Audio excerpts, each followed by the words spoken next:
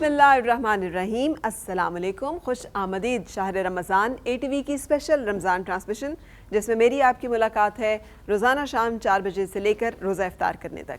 और जैसे हमने ज़िक्र किया था कि शुरू किया है हमने भी कुरान पाक की पैटर्न पे चलते अंबार रसूल का सिलसिला।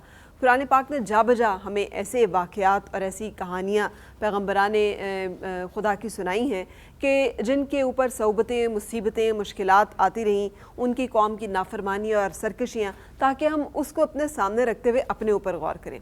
आज जब हम 18वां पारा और उसके बाद 19वां पारा शुरू करेंगे तो 19वें पारे में सूरत शुअरा है, जिसमें आगाज़ में ही हज़रत मूसा अलैहिस्सलाम का ज़िक्र होता है और उस फेज़ का ज़िक्र होता है जहाँ हज़रत मूसा अलैहिस्सलाम को मबूस किया गया था, भेजा गया था फ़िरौन की तरफ के वो दावत हक़ का पैगाम लेके फ़िरौन की तरफ जाएँ। लेकिन हम इसको शुरू करेंगे जो सूरतुल क़सस का बयान है, जो कि 28वें पारे में मौजूद सूरत है, जहाँ पर हज़रत मूसा अलैहिस्सलाम की पैदाइश का जो सारा वाक़या है वो बयान किया गया। ये मैं और आप हम सब जानते हैं कि जो तहकीक हुई है, जो खुदाई हुई है अफ्रीका के मुल्क मिस्र में, उसके नतीजे में ये तमाम हक़ाइक़ अब खुल के सामने आ चुके हैं कि एहराम मिस्र बनाने में किस तरह से बहुत सारे जो वहाँ पे मौजूद बनी इसराइल थे उनसे मदद ली गई, जिन्हें कि हिब्रूज़ कहा जाता था। उन मज़दूरों के ऊपर किस तरह से तशद्दुद किया जाता था, फ़िरौन का जुल्म व सितम कितना ज़्यादा था कि 1 लाख से ज़ायद मज़दूर जो हैं उन्होंने 10 साल में एक एहराम मिस्र जो है वो बनाया था, और उसमें लाखों मज़दूर ऐसे थे जो कि इस दौरान में हज़ारों की तादाद में जिनको कोड़े बरसाए गए, जो भूख से, प्यास से या फिर तशद्दुद का शिकार होकर मर गए। और ये जो एक जुल्म सितम का सिलसिला, इसी को कुरान पाक बयान करता है। जब हज़रत मूसा अलैहिस्सलाम को कहा जाता है कि जाएं आप फ़िरौन की तरफ, जो सरकशी में बहुत बढ़ गया है, और वहाँ पर आले याकूब जो है उनको वहाँ से छुड़ाएं उसकी ग़ुलामी से, और उसको कहें कि उनको आज़ाद कर दे और ले आएँ। लेकिन उससे पहले हम जानते हैं कि हज़रत यूसुफ़ अलैहिस्सलाम जब यहाँ आके आबाद हुए और उसके बाद बड़ा यहाँ पे उनकी हुकूमत थी, लेकिन उसके बाद वक्त गुजरने के साथ साथ ऐसे लोग और ऐसे बादशाह आए जो कि फ़िरौन के नाम से दुनिया में और तारीख़ में मशहूर हुए, कि जिन्होंने ये सोचा कि बनी इसराइल के हाथ से इनका इक़्तिदार भी छीन लिया जाए, इख्तियार भी छीन लिया जाए। नतीजे के तौर पे वो ज़रई ज़मीनें जो कि हज़रत यूसुफ़ अलैहिस्सलाम और उनकी औलाद को दी गई थी वो भी छीन ली गई, उन पर बहुत ज़्यादा टैक्स लगा दिया गया, अमरात और ओहदे वापस ले लिए गए। इस तरह से मजबूर कर दिया गया तमाम उन लोगों को जो कि बनी इसराइल से ताल्लुक़ रखते थे या अहले मिस्र से थे, कि उनको मज़दूरी, मुशक्क़त और फिर इस तरह से ग़ुलामी में धकेल दिया गया। अब इसी ग़ुलामी में पैदा हो रहे हैं वो बच्चे जिनके बारे में रामसेस II, जो कि उस वक्त का फ़िरौन है जब हज़रत मूसा अलैहिस्सलाम की पैदाइश हो रही है, जिसने ये हुक्म दिया हुआ है अपने ख्वाब की वजह से कि कोई बच्चा जो है उसको ज़िंदा नहीं छोड़ा जाए जो कि पैदा हो हिब्रूज़ के घर। और हज़रत मूसा अलैहिस्सलाम तीसरे बच्चे हैं। आपकी जो वालदा हैं बुजाइद नाम जो है वो उनका तारीख़ बताती है, और दोनों जो है बुज़ुर्ग हस्तियाँ हैं। हज़रत यूसुफ़ अलैहिस्सलाम जो कि बनी लावी से, फिर हज़रत यूसुफ़ अलैहिस्सलाम के बाद बनी लावी के ख़ानदान से चली है तमाम आगे बुज़ुर्गी, जिसमें हज़रत हारून अलैहिस्सलाम पहले पैदा हो चुके हैं जो कि आपके बड़े भाई हैं, 10 साल की उम्र है, और बहन है एक जिसका नाम मरियम है। तीसरे बच्चे की विलादत हो रही है और वालिदैन परेशान हैं कि यहाँ पर तो कत्ल का हुक्म है, तो हम इस बच्चे को कैसे बचा पाएंगे। लेकिन अल्लाह ताला की तरफ से मुसलसल तस्कीन और मुख्तलिफ उनके ऊपर जो है वो नाजिल हो रही है कि आप डरें नहीं, अल्लाह ताला जो है अल्लाह ताला के ऊपर पूरा इतमाद रखें, भरोसा रखें। और अल्लाह ताला ने शुरू से ही इसका बंदोबस्त जो है इस तरह से किया कि कहते हैं कि वो कुब्ती खातून जो कि डिप्यूटेड थी कि वो आए, निगरानी करे कि किस घर में बच्चे पैदा हो रहे हैं और उनका रिकॉर्ड रखे।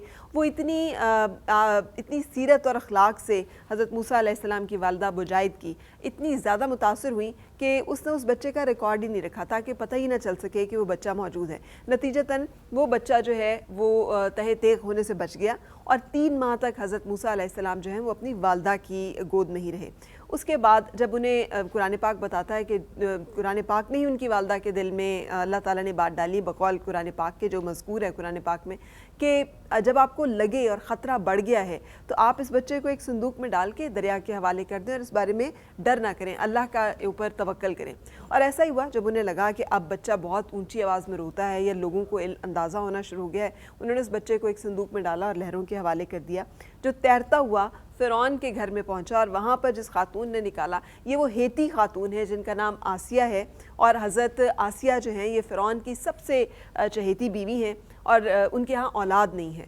اور جیسے ہی وہ بچے کو دیکھتی ہیں تو وہ اس کو دیکھ کر اس کی معصومیت، اس کے چہرے کی پاکیزگی سے متاثر ہوتی ہیں اور کہتی ہیں کہ فرعون کو، جو کہ اس وقت چونک گیا ہے اور وہ چاہ رہا ہے کہ اس ہیبرو بچے کو بھی کیوں نہ قتل کر دیا جائے، لیکن وہ اسے کنونس کرتی ہیں کہ چونکہ ہماری اولاد نہیں ہے تو کیوں نہ اسے ہم اڈاپٹ کر لیں۔ اور وہاں پر وہ موسیٰ کا نام، موسیٰ کا مطلب ہے مصری زبان میں دریا سے نکالا ہوا، موسیٰ کا نام جو ہے وہ دیا جاتا ہے، اور اس طرح سے حضرت موسیٰ علیہ السلام کو اللہ تعالیٰ نے دشمن کے گھر میں ہی پناہ دی۔ یہ تمام قرآن کی آیات کے ذریعے اللہ تعالیٰ اپنا معجزہ بیان کر رہا ہے کہ کس طرح سے اللہ تعالیٰ نے دشمن کے دل میں مودت اور الفت حضرت موسیٰ علیہ السلام کے لیے ڈال دی۔ پھر اس کے ساتھ ساتھ جیسے جیسے وقت گزرتا جا رہا ہے، حضرت موسیٰ علیہ السلام عہد جوانی میں آتے ہیں، بڑے ہو گئے ہیں، اور اس کے بعد طاقتور ایک شخص ہیں، نوجوان ہیں، خوبصورت ہیں، طویل قامت ہیں، اور ان کے اندر اللہ تعالیٰ نے جو ایک پاکیزگی نفس رکھی ہے اس کا پھر مختلف اظہار ہو رہا ہے۔ قرآن پاک اس کی وضاحت کرتا ہے اور پھر ایک واقعہ ہوتا ہے جو کہ بہت اہم ہے، کیونکہ آپ کے اندر انصاف کے اوپر کھڑے ہونے کی، مظلوم کا ساتھ دینے کی، کیونکہ اللہ تعالیٰ نے انہیں بھیجا ہی مظلوموں کی دادرسی کے لیے اور بنایا ہی مظلوموں کی دادرسی کے لیے تھا، تو ان کی خیر خواہی کا جذبہ شروع سے ہی ان کے اندر تھا۔ شہزادوں کی طرح پرورش پانے کے باوجود جو مزدور ہیں ان کے حق میں آواز بلند کرتے ہیں، کنونس کرتے ہیں فرعون کو، رامسس II کو، کہ آپ ان بچوں کو اگر اسی طرح قتل کرتے رہیں گے تو آپ کے مزدور کہاں سے آئیں گے، اور وہ مان جاتا ہے، تو بچوں کے قتل کا سلسلہ رک جاتا ہے۔ پھر فرعون جو کہ ہفتے میں 7 کے 7 دن کام لیتا ہے اور سخت ترین مزدوری لیتا ہے، اس کے اسکیجول بنا دیتے ہیں کہ ایک دن چھٹی دیں، اتنے گھنٹے کام لیں تاکہ آپ کے مزدور تنومند ہوں، آپ کو اچھی ان کی جو ہے پروڈکشن کوالٹی ملے، اور اس کے نتیجے میں فرعون جو ہے آپ کی منتظمانہ جو صلاحیتیں ہیں، انتظامی صلاحیتیں، ان سے بھی متاثر ہوتا ہے اور یہ بات بھی مان جاتا ہے۔ حضرت موسیٰ علیہ السلام اگلے دن صبح جب آتے ہیں تو دیکھتے ہیں کہ وہ قبطی جو ہے وہ الجھ رہا ہے ایک شخص سے جو کہ بنی اسرائیل کا ہے، اور ان کو ڈر ہے کہ وہ اس کو مار ہی نہ دے جتنا وہ اس پہ ظلم اور تشدد کر رہا ہے، اور اسے روکنے کے لیے آگے بڑھتے ہیں اور مکہ مارتے ہیں۔ ارادہ قتل کا نہیں ہے، لیکن چونکہ تو قوی الجثہ ہیں تو اس شخص کی ہلاکت ہو جاتی ہے، اور آپ خوفزدہ ہو جاتے ہیں کہ یہ مجھ سے گناہ سرزد ہو گیا، لیکن فوراً معافی مانگتے ہیں اللہ کے حضور، اور وہ جو ایک ناحق قتل کا ان کے اندر جو ایک گلٹ ہے کہ میرے سے یہ ارادتاً نہیں میں نے کیا، لیکن میرے اللہ مجھ سے غلطی ہو گئی ہے، معاف کر دیجئے، تو اللہ تعالیٰ کی طرف سے بھی فوراً جواب آتا ہے اور اللہ تعالیٰ اس غلطی کو معاف فرما دیتے ہیں۔ اگلے دن پھر اسی طرح سے جب واپس آتے ہیں اور دیکھتے ہیں کہ وہ شخص جس کی جان چھڑائی تھی، بچائی تھی، اور کل اس کی جان بچانے میں یہ غلطی ہو گئی تھی، آج پھر کسی شخص سے الجھ رہا ہے، اس کو بچانے کے لیے پھر آگے بڑھتے ہیں، تو جو قبطی ہے وہ دوبارہ اس دفعہ جو قبطی جس سے الجھ رہے ہیں وہ کہتے ہیں اس کا مطلب ہے کہ تم مجھے بھی اسی طرح مار دو گے جس طرح تم نے کل ایک شخص کو مار دیا تھا۔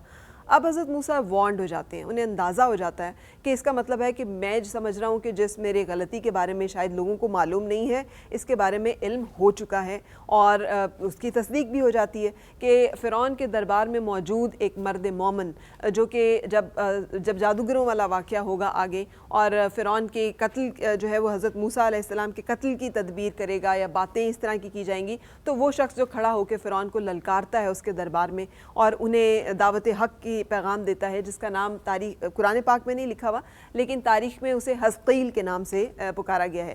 حزقیل اس کو اندازہ ہو جاتا ہے کہ اب اس معاملے پہ حضرت موسیٰ علیہ السلام کے خلاف کوئی کارروائی کی جا سکتی ہے، وہ حضرت موسیٰ علیہ السلام کو وارن کرتا ہے کہ آپ یہاں سے تشریف لے جائیے، اور اسی چیز کو مد نظر رکھتے ہوئے حضرت موسیٰ علیہ السلام پھر سفر اختیار کرتے ہیں مدین کا۔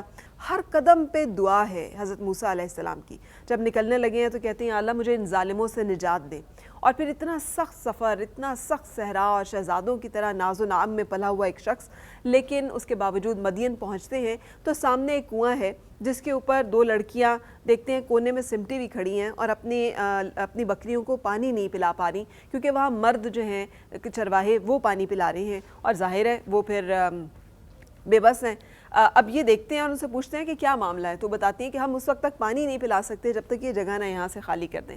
تو آپ چونکہ بار بار میں اس کو کہہ رہی ہوں قوی الجثہ ہیں، طویل قامت ہیں اور مضبوط جسم کے مالک ہیں، کھڑے ہوتے ہیں اور ان لڑکیوں کی مدد کرتے ہیں اور پانی پلا دیتے ہیں، اور ان کے خوف سے وہ جو چرواہے ہیں وہ بھی کچھ نہیں کہتے۔ اب لڑکیاں یہ ماجرا دیکھتی ہیں اور گھر کی طرف لوٹ لیتی ہیں۔ حضرت موسیٰ علیہ السلام پھر بیٹھ کر ایک دعا کرتے ہیں کہ اللہ تعالیٰ تو مجھ پہ جو بھی رحم کرم، جو بھی نعمت نازل کرے، میں اس کا محتاج ہوں، میں اس کی انتظار میں ہوں، میں اس کا فقیر ہوں، اور اس دعا کے نتیجے میں پھر یہاں پہ مختلف اس کے بارے میں لوگ اختلاف بھی کرتے ہیں، لیکن زیادہ لوگوں کا ماننا یہ ہے کہ حضرت شعیب علیہ السلام ہے جو کہ مدین میں مقیم ہے، اور یہ مدین کا شہر اور علاقہ ہے جہاں پر کہ لڑکیاں جا کر اپنے والد کو یہ سارا احوال سناتی ہیں، اور والد ان کو بھیجتے ہیں کہ جائیں آپ اس نوجوان کو بلا کے لے کے آئیں، اور شرماتی لجاتی ایک لڑکی آتی ہے اور وہ آ کر حضرت موسیٰ علیہ السلام کو کہتی ہے کہ میرے والد بلا رہے ہیں۔ اور جب آپ اس بزرگ کی خدمت میں حاضر ہوتے ہیں جو کہ خود خطیب الانبیاء کا جو ہے لقب حضرت شعیب علیہ السلام کا ہے، اور جب وہاں پر آتے ہیں تو وہ ان سے کہتے ہیں کہ میں آپ کو یہاں پہ دیتا ہوں اپنے ہاں پناہ، سارا احوال و ماجرا سن کے، اور چونکہ نبی ہیں تو جانتے ہیں کہ یہ شخص جو ہے صاحب کردار بھی ہوگا، اور اس کے اندر جو اوصاف ہیں ان کی بھی ان کو اندازہ ہو رہا ہے۔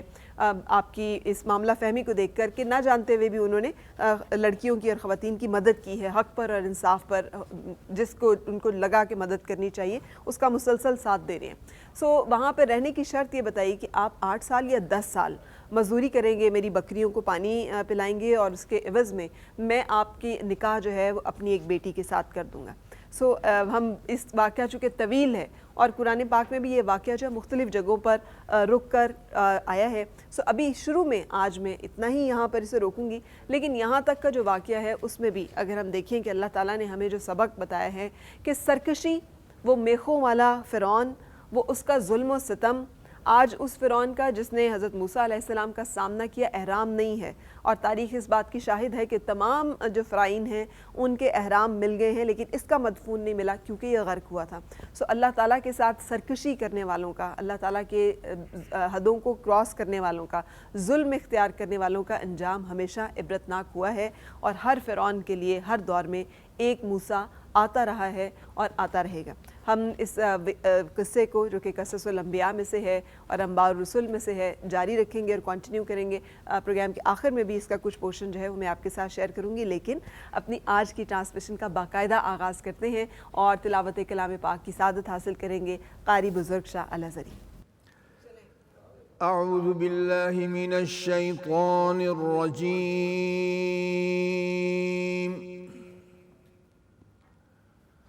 بسم اللہ الرحمن الرحیم۔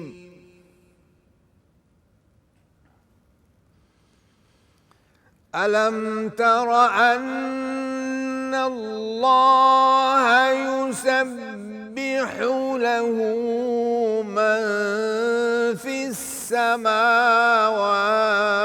والأرض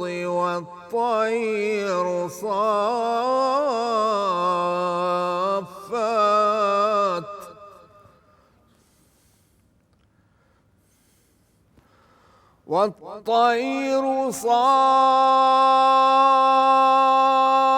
صافات كل قد علم صلاته وتسبيحه والله عليم بما يفعلون۔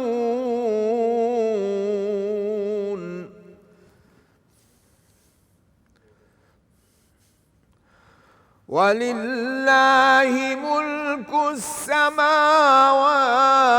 وَالْأَرْضِ وَإِلَى اللَّهِ الْمَصِيرُ۔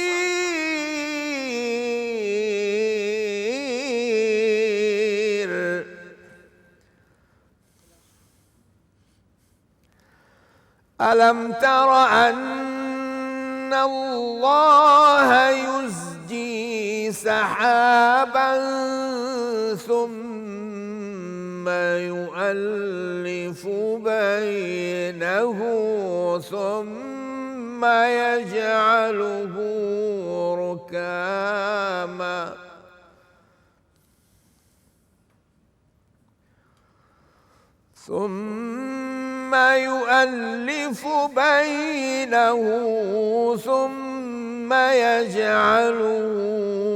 ركاما فترى الودق يخرج من خلاله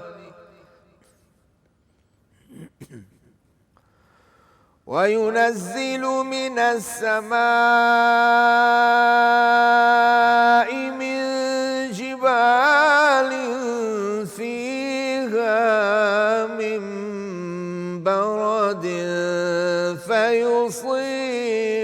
به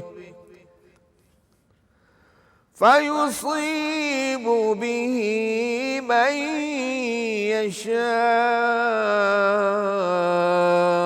ويصرفه عن من يشاء يكاد سنا برقه يذهب بالأبصار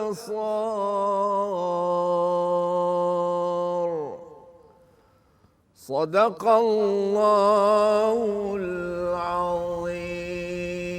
جزاک اللہ۔ یہ جو آیات تلاوت کی گئی پارہ 15 ہے اور سورہ النور کی آیات نمبر 41، 42 اور 43۔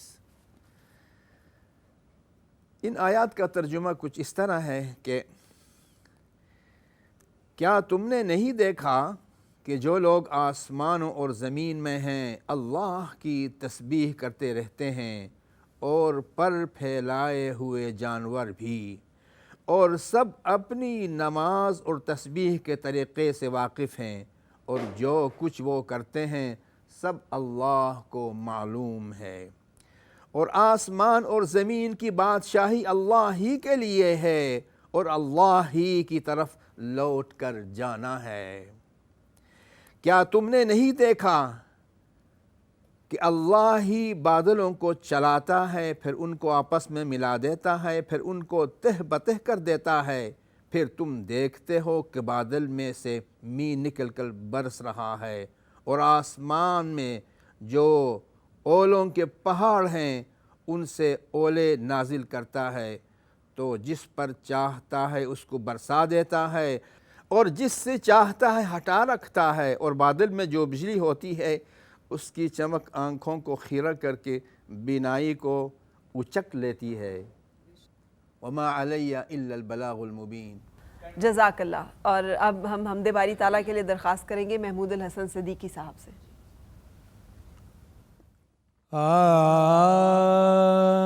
یا رب تو دو جہان کا پروردگار ہے،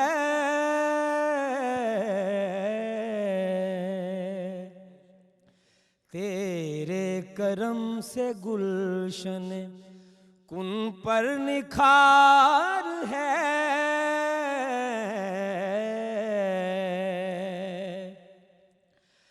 رعنائی چمن یہ بہاروں کا باغ پن،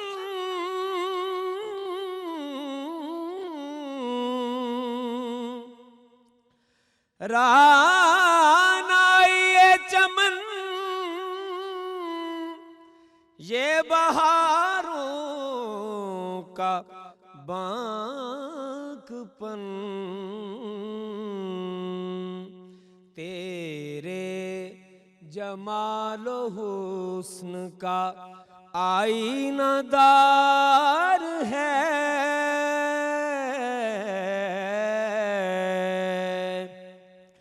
تیرے جمال و حسن کا آئینہ دار ہے،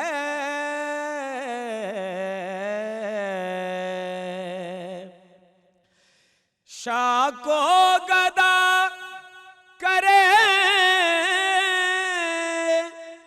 تو گداگر کو بادشاہ،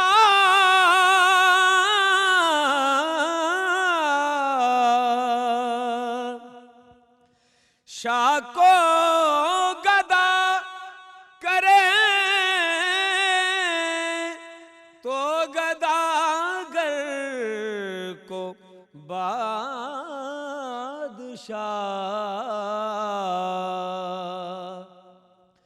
تو بزم کائنات میں ذی اختیار ہے،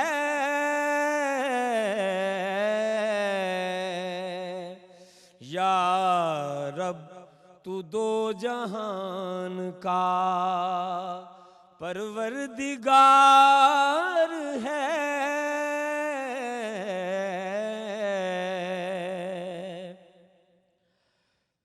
روشن ہے تیرے نور سے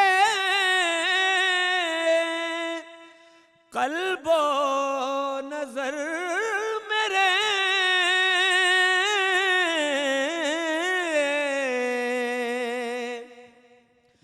روشن ہے تیرے نور سے قلب و نظر میرے پر تیرا ذکر وجہ سکون و قرار ہے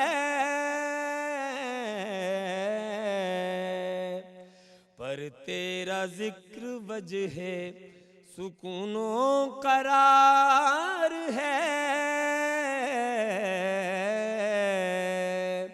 یا رب تو دو جہان کا پروردگار ہے تیرے کرم سے گلشن کن پر نکھار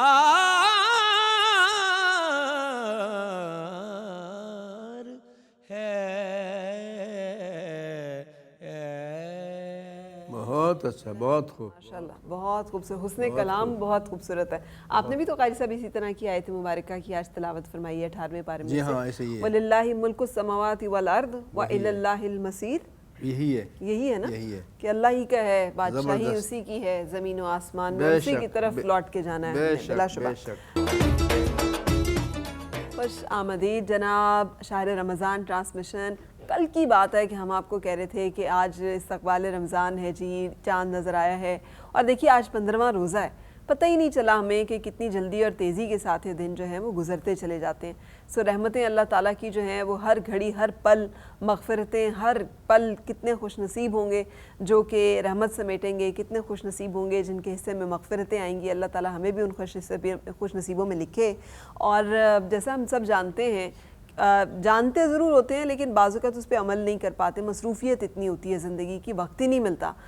قرآن پاک پڑھا سب نے ہوتا ہے مگر قرآن پاک سمجھا نہیں ہوتا اس طرح سے. قرآن مجید ہمیں کیا رہا ہے، اور وہ ہم بعض اوقات جانے انجانے میں سب کچھ کر رہے ہوتے ہیں جس سے ممانعت ہوتی ہے.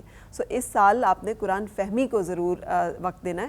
کوشش کیجیے گا جتنے بھی آپ پڑھ رہے ہیں، 2 آیات پڑھ رہے ہیں، 4 پڑھ رہے ہیں، 1 پارہ پڑھ رہے ہیں، 10 پارے ایک دن میں پڑھ رہے ہیں، ایسے بھی لوگ ہیں جو پڑھتے ہیں، تو کوشش کریں کہ آپ اس کا ترجمے پہ بھی تھوڑا سا ایک نظر ڈال لیں تاکہ معلوم بھی تو ہو کہ اللہ تعالیٰ جو ہم سے بات کر رہا ہے تو وہ بات کیا ہے، وہ راز و نیاز جو اس نے ہم سے کیے ہیں وہ کیا ہیں، اس کے دل کی باتیں اللہ پروردگار چاہتا کیا ہے اپنے بندوں سے. سو اسی سوچ کو لے کے ہم نے بھی یہ سیگمنٹ ترتیب دیا ہے. کوشش کرتے ہیں اپنے تئیں کہ ہم آپ کے سامنے وہ مضامین رکھ سکیں جو ہمیں لگتا ہے کہ مجھے لگتا ہے کہ اس سال میں نے اپنے لیے کہ یہ کام کرنے والے ہیں جو ابھی تک نہیں کیے اور یہ ضرور کرنے ہیں. آئی فرا سعدیہ انسٹاگرام پہ میرا اکاؤنٹ ہے جہاں پہ آپ مجھ سے شیئر کر سکتے ہیں آپ کی فیوریٹ 18ویں اور 19ویں پارے میں سے وہ آیت مبارکہ جو آپ اپنے لیے ریزولوشن کے طور پہ منتخب کریں گے، اور @فرا سعدیہ ٹویٹر اکاؤنٹ جہاں پہ آپ مجھ سے رابطہ کر سکتے ہیں اور کنیکٹ کر سکتے ہیں. آج میرے ساتھ راضیہ موجود ہے. السلام علیکم راضیہ، کیسی ہیں؟ اور کیا اچھی بات ہے کہ آج ہم نے سورۃ النور کی بات کرنی ہے اور راضیہ خود خاتون ہے اور اس میں چونکہ احکامات بھی خواتین کے حوالے سے موجود ہیں. خواتین، طرز معاشرت، پردہ، عورتوں سے جڑے ہوئے بہت سارے معاملات اور بہت اہم معاملات. اس لیے کہ ہماری زندگی میں تو ہمارے معاشرے میں تو تہمت لگا دینا کوئی مسئلہ ہی نہیں ہے. کسی عورت کے بارے میں آرام سے کہہ دیتے ہیں کہ جی وہ تو پتہ ہے نا آپ کو، وہ فلاں فلاں ہیں تو وہ تو یہ ہے تو وہ ہے، اور یہاں کتنی سخت وعید ہے. بسم اللہ شروع کرتے ہیں. اعوذ باللہ من الشیطان الرجیم، بسم اللہ الرحمن الرحیم. جیسے کہ فرا آپ نے بتایا کہ آج انشاءاللہ العزیز ہم اپنے اس سیگمنٹ کے اندر جو ہے وہ 18واں پارہ جو نصف ہمارا رہ گیا ہے اور اسی طرح سے 19ویں پارے کا کچھ حصہ ہم انشاءاللہ العزیز آج کے اس نشست میں کور اپ کریں گے انشاءاللہ. آج پہلے جو سورہ مبارکہ ہے ہماری وہ ہے سورہ نور. تو سورہ نور کا جو نام کا انتخاب بنیادی طور پر کیا گیا وہ اس سورہ مبارکہ کی آیت نمبر 35 ہے جو ہے اللہ نور السماوات والارض. بلا شبہ اس میں سے جو نور کا لفظ ہے وہ اخذ کیا گیا اور سورہ مبارکہ کا نام اس آیت مبارکہ پر رکھا گیا. اب اس سورہ مبارکہ کی جو ٹوٹل آیات مبارکہ ہیں وہ 64 ہیں، اور بنیادی طور پر اگر ہم پورے سورہ نور کا جائزہ لیں اور دیکھیں، اس کو پڑھیں، تو ہمیں بہت سارے اللہ رب العزت نے ایسے احکامات، ایسی ہدایات مہیا کی ہیں جس سے ہمارا طرز معاشرت بہت خوبصورت ہو سکتا ہے، جی، ہماری گھریلو زندگی بہت خوبصورت ہو سکتی ہے، ہماری جو ایک معاشرتی زندگی ہے وہ بہت زیادہ خوبصورت ہو سکتی ہے۔ اور پھر اللہ پاک نے اس سورہ مبارکہ کے آخر میں ایک وعدہ بھی فرمایا، اور وہ وعدہ کیا فرمایا کہ جو لوگ ان تمام اصولوں کا خیال رکھ کر اپنے سوسائٹی کی بنیاد رکھیں گے، اپنے معاشرے کی تعمیر کریں گے، تو اللہ تعالیٰ فرماتا ہے کہ پھر ان کے لیے میری طرف سے بے پناہ اجر و ثواب کا اعلان ہے۔ تو اب ہم سب سے پہلے دیکھ لیتے ہیں کہ وہ کون کون سے اہم مضامین ہیں، سبجیکٹس ہیں جن کو بیسیکلی اس سورہ مبارکہ کے اندر ڈیل کیا گیا ہے۔ سب سے پہلے جو ایک اہم چیز فرائض میں ہے وہ یہ ہے کہ گھر جو ہوتا ہے وہ کسی بھی معاشرے کی خشت اول ہے، یعنی پہلی اینٹ ہے، پہلی اکائی ہے، بالکل۔ جب تک ایک گھر پرسکون نہیں ہوتا، ایک گھر کے جو ماحول ہے وہ پرسکون نہیں ہوتا، اور وہ ایک خوبصورت افراد کو، تربیت یافتہ افراد کو پروڈیوس نہیں کرتا بیسیکلی، تو اس سے آگے معاشرہ خوبصورت نہیں بنے گا۔ اچھا، اس سے بھی بڑھ کر گھر میں بعض اوقات نا لوگ اینٹیں بھی، دروازے بھی گھر کی طرح لیتے ہیں۔ مرد اور عورت کا جو رشتہ ہے یہ پہلی اکائی ہے، یہ پہلی اینٹ ہے پوری کائنات کی۔ دیکھیں نا، آدم اور حوا سے شروع ہوئی ہے یہ داستان، اور ہر آدم و حوا جو ہیں، مرد اور عورت جو ہیں، ان کی جو کہانی ہے اسی میں ہی خیر و شر، مارکا ہے خیر و شر ہے۔ وہ اگر اچھا کریں گے تو اچھا ہوگا، برا کریں گے تو برا ہوگا۔ اب اس میں آپ دیکھیں فرا کہ اس کی اہمیت اس سے زیادہ اور کیا ہوگی کہ اللہ تعالیٰ نے جو کائنات کی بنیاد ہے اور نسل انسانی نے جو آگے جاری ہونا تھا اس کے لیے ایک مرد اور عورت کو تخلیق فرمایا۔ اس کا مطلب یہ ہے کہ مرد اور عورت کا وجود صرف جو ہے وہ نسل انسانی کو آگے بڑھانے کے لیے نہیں ہے، بلکہ ان کی خوبصورت ریلیشن شپ پر ہی معاشرے کی جو خوبصورتی ہے وہ ڈیپینڈ کرتی ہے۔ دین بھی اسی کے اوپر ایک گھر کے اندر ایک میاں بیوی کا تعلق جتنا خوبصورت ہوگا، وہ تعلق آٹومیٹکلی ایفیکٹ کرے گا ان کے بچوں کے اوپر، ان کی بچوں کی تربیت پر، اور ڈیفینیٹلی یہی بچے جب کل جوان ہوں گے پھر اپنی زندگیاں اسی تربیت کے مطابق گزاریں گے، تو یہ سلسلہ پھر آگے چلتا رہتا ہے۔ اور صرف ایک معاشرہ نہیں بلکہ پوری کائنات کے اندر اگر ہم ایک پرامن اور پرسکون ماحول دینا چاہتے ہیں تو ہمیں اس فیملی یونٹ کے اوپر بہت زیادہ توجہ دینے کی ضرورت ہوگی۔ پھر اسی طرح سے اس سورہ مبارکہ کے جو اکثر حصہ ہے اس میں مختلف خانگی جو اصول ہیں، خانگی زندگی گزارنے کے جو ہدایات ہیں، احکامات ہیں، وہ اللہ رب العزت نے ہمیں پرووائڈ کیے ہیں۔ اور یہاں پر اللہ تعالیٰ نے اس سورہ مبارکہ میں ایک بات بڑے واضح طور پر فرمائی ہے کہ معاشرے کی خوبصورتی کا انحصار اس بات پر بھی ہے کہ ایک مرد اور ایک عورت کس قدر شرم و حیا والے ہیں، اور پھر اللہ تعالیٰ نے اس شرم و حیا کی جو ذمہ داری ہے وہ بھی ہر مرد اور ہر عورت کو دی ہے کہ تم نے خود اپنے لیے ڈیسائیڈ کرنا ہے، خود دیکھنا ہے اپنی عصمت کی، اپنی عفت کی، اپنی عزت کی، تم نے حفاظت کرنا ہے، بالکل تم نے اس کی حفاظت کرنا ہے، اور اپنے آپ کو، اپنے دامن کو تم نے ہر قسم کی غلاظت سے جو ہے وہ محفوظ اور پاک رکھنا ہے۔ پھر اسی طرح سے آگے چل کر ویسے تو سورہ احزاب کے اندر جو ہیں وہ پردے کے احکامات جو ہیں وہ وہاں پر موجود ہیں، لیکن سورہ نور کے اندر بھی پردے کے جو قواعد و ضوابط ہیں کہ پردہ کس قسم کا ہونا چاہیے، وہ مکمل واضحیت کے ساتھ، شر و بست کے ساتھ آپ کہہ سکتے ہیں کہ اس کو یہاں پر بیان کیا گیا ہے۔ اب یہاں پر آپ دیکھیں کہ پردے کے حوالے سے بات کرتے ہوئے جو ہے وہ فرمایا گیا کہ جب ایک خوبصورت معاشرے کی آپ بنیاد رکھتے ہیں تو اس میں اس اصول کو مد نظر رکھنا بہت زیادہ ضروری ہو جاتا ہے، کیونکہ اللہ تعالیٰ نے یہ احکامات ایسے ہی نہیں عطا کیے کہ ہم ان کو ہوا میں اڑا دیں۔ بلا شبہ شروع جو سورہ مبارکہ ہو رہی ہے کہ ہم نے یہ سورت نازل کی اور اس میں جو احکام ہیں وہ فرض کیے اور اس میں روشن آیات ہیں۔ کوئی سورت اپنے آغاز میں اس طرح کا پریمبل نہیں لے کر آتی کہ وہ یہ بتا رہی ہو کہ اس میں جو احکامات ہیں وہ فرض ہیں۔ یہ باتیں جو ہے کہ جو باتیں آ رہی ہیں آپ کو لگیں گی کہ ٹریویالٹیز ہیں، کہ جی عام زندگی کی باتیں، مگر یہ بہت اہم باتیں ہیں۔ بالکل، کیونکہ اس میں فرا آپ دیکھیں نا کہ جب ہم فرض کا لفظ استعمال کرتے ہیں نا، اب نماز آپ پڑھتے ہیں، فرض چھوڑ ہی نہیں سکتے، فرض چھوڑ دیں گے تو نماز ہی نہیں ہو رہی آپ کی نا. اسی طرح سے زندگی میں اللہ تعالیٰ نے کچھ ایسے بنیادی اصول عطا فرما دیے ہیں جو فرض ہیں, اگر آپ ان کو چھوڑ دیتے ہیں تو سمجھیں آپ کا دین کا جو پورا ایک سلسلہ ہے, پورا ایک جسم ہے, اس کے اندر سے روح ہی نکل جاتی ہے, کچھ باقی نہیں رہتا.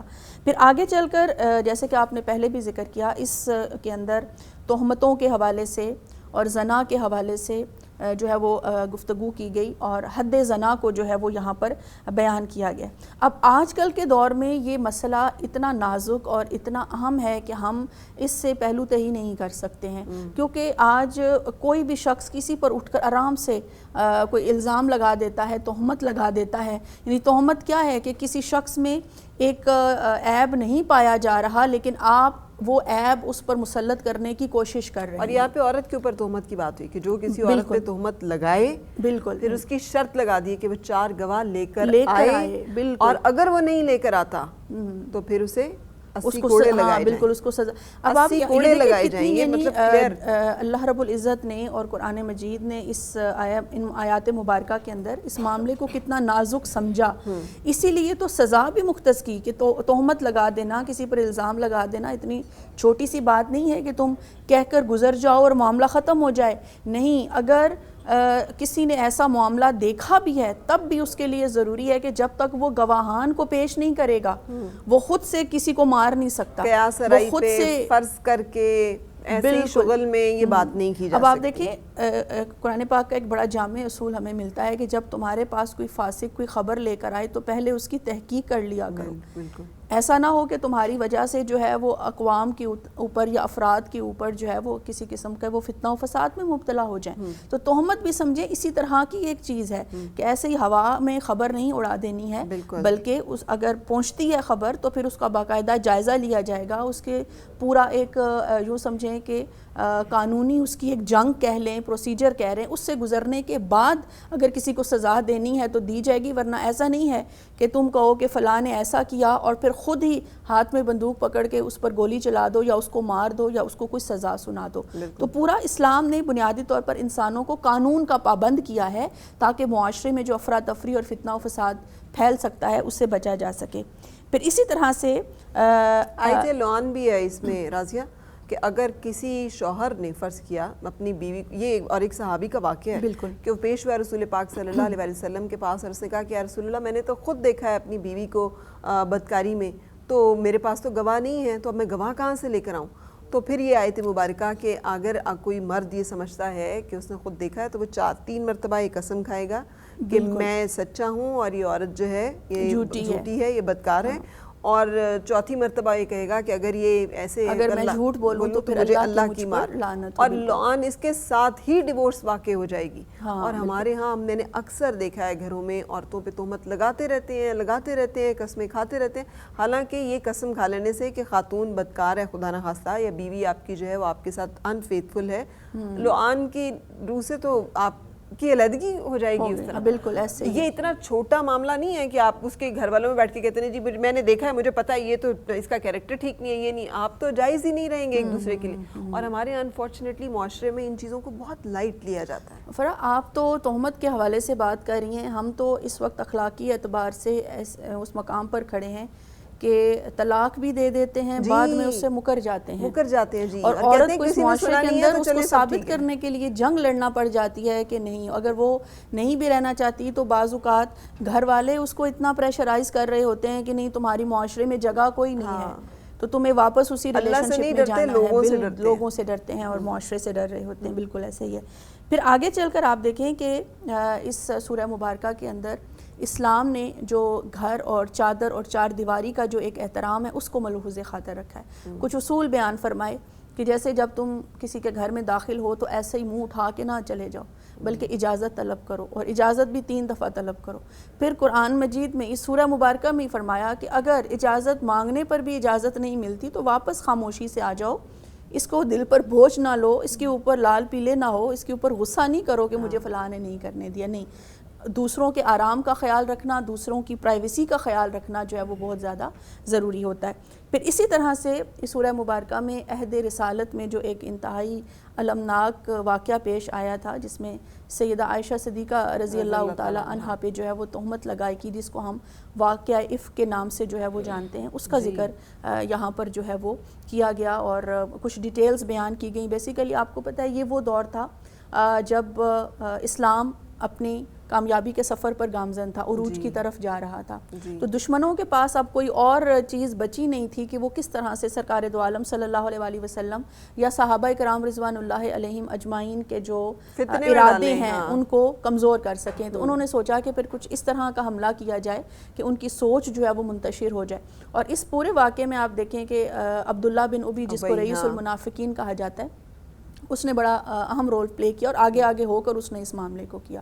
اب اس میں بھی آپ دیکھیں جب یہ بات سرکار دو عالم صلی اللہ علیہ وآلہ وسلم تک پہنچتی ہے تو آپ نے اس کے اوپر فوری طور پر کوئی ایسا ری ایکشن نہیں کیا کہ خدا نہ خواستہ کوئی ڈائیورس کر دی ہو، کوئی معاملات کر دی ہوں، سیدہ عائشہ صدیقہ یا غیرت کے نام پہ قتل کر دیا ہو، گھریلو تشدد شروع کر دیا ہو۔ ہمارے یہاں پر تو وائلنس شروع ہو جاتا ہے، بالکل ایسے ہی مار پیٹ شروع ہو جاتی ہے، غیرت کے نام پہ قتل تک آپ چلے جاتے ہیں۔ یہ واقعہ ان کی ہستی ہے کہ ان کے اوپر تہمت لگے، لیکن یہ واقعہ اللہ تعالیٰ نے ہمیں سکھانے کے لیے یہ ہونا تھا کہ یہ اگر ایسے بھی ہو تو رسول پاک صلی اللہ علیہ وسلم کا اسوہ یہ ہے، طریقہ یہ ہے اسے ہینڈل کرنے کا۔ اس میں دیکھیں ان کی صبر اور ان کا برداشت کہ سوائے اس کے کہ سیدہ عائشہ صدیقہ رضی اللہ تعالی عنہا سے انہوں نے خاموشی کے ساتھ ایک علیحدگی اختیار کر لی اور اللہ رب العزت کی جانب سے انتظار کرنے لگے کہ میرے رب کی طرف سے کب کوئی خبر آتی ہے اور یہ واقعہ کلیئر ہوتا ہے۔ پھر اللہ پاک کی شان دیکھیں کہ اپنے محبوب کے دل پر جو بوجھ آیا، پھر ان کی جو زوجہ محترمہ کے اوپر جو تہمت لگتی ہے، تو اللہ رب العزت باقاعدہ طور پر اس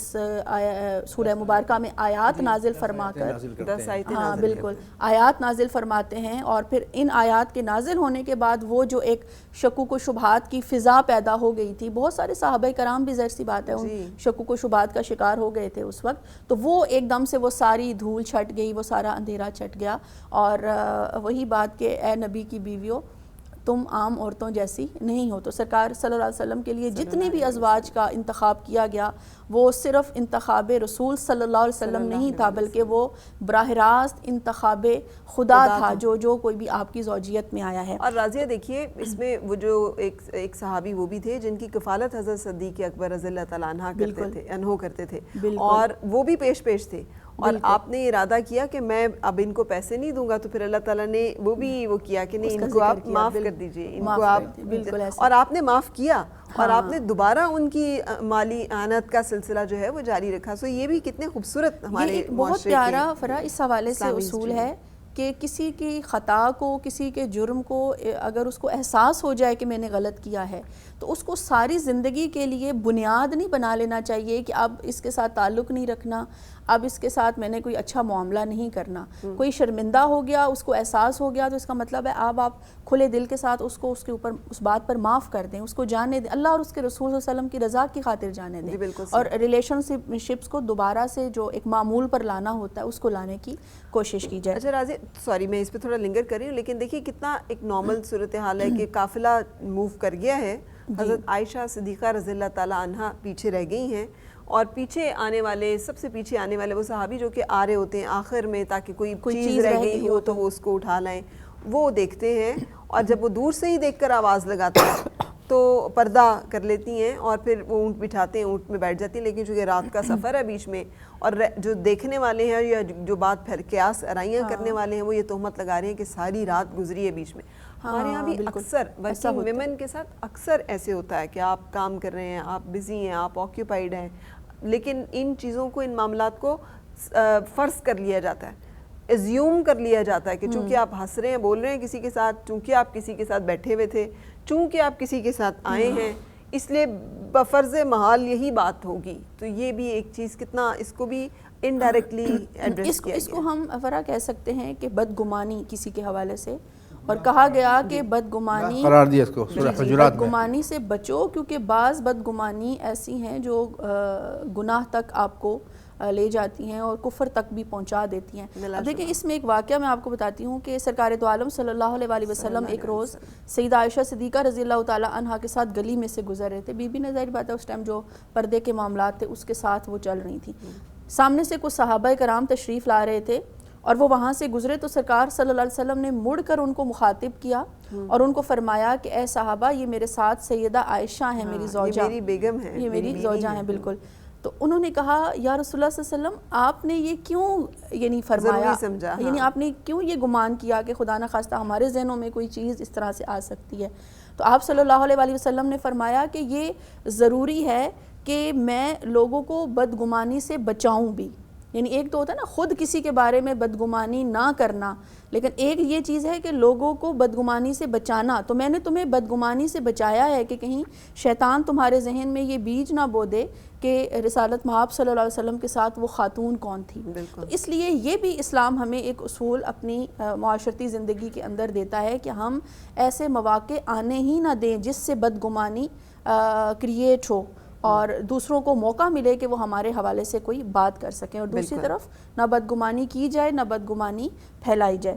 پھر آگے چل کر دیکھیں کہ اب آیہ مبارکہ کے آخر میں اللہ رب العزت جو ہیں وہ فرماتے ہیں کہ جو کوئی بھی اور افراد معاشرہ جب ان تمام تر اصولوں کا خیال رکھیں گے، اپنی زندگیوں کو اچھا بنائیں گے، تو پھر فرمایا کہ اللہ تعالیٰ جو ہے وہ اپنا وعدہ ضرور پورا فرمائے گا۔ اور اس کا وعدہ کیا ہے کہ جو میرے اصولوں پر چلتا ہے میں اس کو کامیابی عطا کرتا ہوں، نہ صرف دنیا کی کامیابی بلکہ اس کو آخرت کی کامیابی بھی عطا کرتا ہوں۔ کمپیٹیبلٹی کے اصول بھی بتائیں، حالانکہ اس کے الفاظ جو ہیں قرآن پاک کے اپنے ہیں کہ بدکار بدکاروں کے ساتھ اور پاکیزہ لوگ پاکیزہ لوگوں کے ساتھ اور خبیث خبیثوں کے ساتھ اور صاف ستھرے لوگ صاف، لیکن یہ کمپیٹیبلٹی ہے۔ بالکل اب بچے جب ہم شادی کی عمر میں ہوتے ہیں ہمیں سمجھ نہیں آتا کہ ہماری کمپیٹیبلٹی نہیں ہوگی کسی ایسے شخص کے ساتھ جس کے لیے یہ چیزیں اہم نہیں ہوں گی، جس کے لیے یہ اصول جو ہے امپورٹنٹ نہیں ہوں گے۔ تو یہاں پہ یہ کمپیٹیبلٹی کے لیے بھی کتنا اصول واضح کر دیا ہے کہ آپ انہی لوگوں کے ساتھ چلیں جو آپ کے ہم طبیعت ہوں، جو آپ کی فطرت کے مطابق آپ اس میں ویسے بھی اگر ہم دیکھیں نا تو نارملی دنیا میں ہمارے ریلیشن شپس انہی کے ساتھ بنتے ہیں جن کے ساتھ ہماری سوچ میچ کرتی ہوتی ہے، جن کے ساتھ ہمارا کردار میچ کرتا ہوتا ہے۔ والا کام بھی چلتا ہے کہ آپ کو کہ دوسرا شخص اچھا لگتا ہے کہ جو وہ کر رہا ہوتا ہے جو آپ نہیں کر رہے ہوتے تو آپ کو وہ بھی فیسینیٹ کر جاتا ہے۔ لیکن یہاں پہ واضح اصول ہے کہ آپ نے اپنی طبیعت، اپنے فطرت، اپنے مزاج کے مطابق انتخاب کرنا ہے، کیونکہ ورنہ مس میچ ہو جائے گا اور وہ مس میچ ڈیزاسٹر ہوگا۔ ظاہر سی بات ہے ساری زندگی کے لیے تباہ و بربادی جو ہے وہ انسان کا مقدر بن جاتی ہے۔ تو یہ تو آپ کو پتہ ہے جو اسلام کا اصول کف جس کو ہم کہتے ہیں، اس میں جہاں پر ہم ساری چیزیں دیکھتے ہیں انتخاب کے وقت بھی ویسے بھی، تو جو چیزیں بیان کی گئی اس میں پرائورٹی جو ہے وہ دین کو ہی دی گئی۔ دین سے مراد صرف آپ یہ نہ لیں کہ بھئی مسلمان ہونا نہیں، کردار بھی شامل ہے، اس میں عزت بھی شامل ہے، اس میں آپ کی سیرت شامل ہے، اس میں آپ کا اخلاق شامل ہے۔ یہ ساری چیزیں آپ دیکھیں کہ جہاں پر آپ فٹ آتے ہیں وہیں کے بارے میں آپ سوچیں بھی اور فیصلہ بھی کریں کہ بعض اوقات انسان اسپیشلی نوجوانی کی عمر میں اس کو اتنا احساس نہیں ہوتا، ایک عجیب سوچ انسان سمجھے اس کے سر پر سوار ہوتی ہے، وہ یہ سمجھ رہا ہوتا ہے اس وقت کہ میں پوری دنیا کو تبدیل کرنے کی صلاحیت رکھتا ہوں اور میں بس جس کے ساتھ میرا تعلق بن رہا ہے وہ تو میرے لیے سب کچھ کر گزرنے کے لیے تیار ہوگا۔ لیکن یہ بعد میں پھر پتہ چلتا ہے کہ سیرت و کردار مرتے دم تک ساتھ دیتا ہے، باقی حسن ہو، جوانی ہو، مال اسباب ہو، کچھ بھی ہو، وہ وہیں پر وقت گزرنے کے ساتھ ساتھ ختم ہو جاتا ہے۔ بالکل صحیح۔ تو یہ چند ایک چیزیں تھی جو ہم نے سورہ نور میں سے یوں تو کہتے ہیں ڈیٹیل میں ہم اگر جائیں تو میں تو سمجھتی ہوں ایک آیت کو بھی بیان کرنا اس وقت میں ممکن نہیں ہے۔ ہاں، اور اس میں نکاح کی جو ایک نکاح کو جیسے ڈسکرائب کیا گیا ہے نا کہ نکاح کرو، اپنی باندیوں کا بھی کر دو، اپنے غلاموں کا، کنیزوں کا بھی کر دو۔ اب ہم آج کی زندگی پہ اپلائی کریں تو ہمارے ارد گرد بہت سارے ایسے لوگ جو غریب ہوتے ہیں لیکن وہ نہیں افورڈ کر پا رہے ہوتے، تو نکاح کی جو ایک ترغیب دی گئی ہے یہ بھی تو عفت و پاک دامنی کے لیے اور ان سارے معاملات کو روکنے کے لیے لازم ہے۔ بالکل، آپ دیکھیں نا کہ اب معاشرے کے اندر نکاح بہت زیادہ مشکل ہو گیا ہے، اس کو یعنی نکاح کو ہم نے لڑکے والوں کی شرطیں نہیں ختم ہوتی ہیں، لڑکی والی بہت آسان کر دیا ہے۔ یہی وجہ ہے کہ نوجوان نسل اب نکاح کی طرف جانے کی بجائے بدکاری کے راستے پر چل رہی۔ تو آپ دیکھیں اس معاشرے کی کیا حیثیت اوقات رہ جائے گی جن کی بنیادیں اتنی کمزور جو ہیں وہ ہو رہی ہوں نا. تو اس میں بھی ہمیں اس چیز کو دیکھنا پڑے گا کہ نکاح کی ترغیب اس چیز سے کبھی پریشان نہ ہو. سرکار صلی اللہ علیہ وسلم کی ایک حدیث مبارکہ کا مفہوم آپ سمجھ لیجئے ہے, آپ صلی اللہ علیہ وسلم نے فرمایا کہ مال کی وجہ سے کبھی پریشان نہ ہونا, رزق کی وجہ سے کبھی پریشان نہیں ہونا کہ میں شادی کروں گا, آگے میری نسل بڑھے گی تو رزق کہاں سے آئے گا, کیونکہ اللہ تعالیٰ انسان کو دنیا میں بعد میں بھیجتا ہے, پہلے اس کا رزق زمین پر اتارتا ہے. بالکل. تو بعض اوقات ایسا بھی ہوتا ہے جب آپ نکاح کے بندھن میں بندھتے ہیں تو اللہ پاک دوسرے کے مقدر کا جو رزق ہے اس کی وجہ سے آپ کی زندگی میں اچانک خوشحالی آنا شروع ہو جاتی ہے. تو ان چیزوں کو بنیاد بنا کر جو ہے وہ نہ کیا جائے.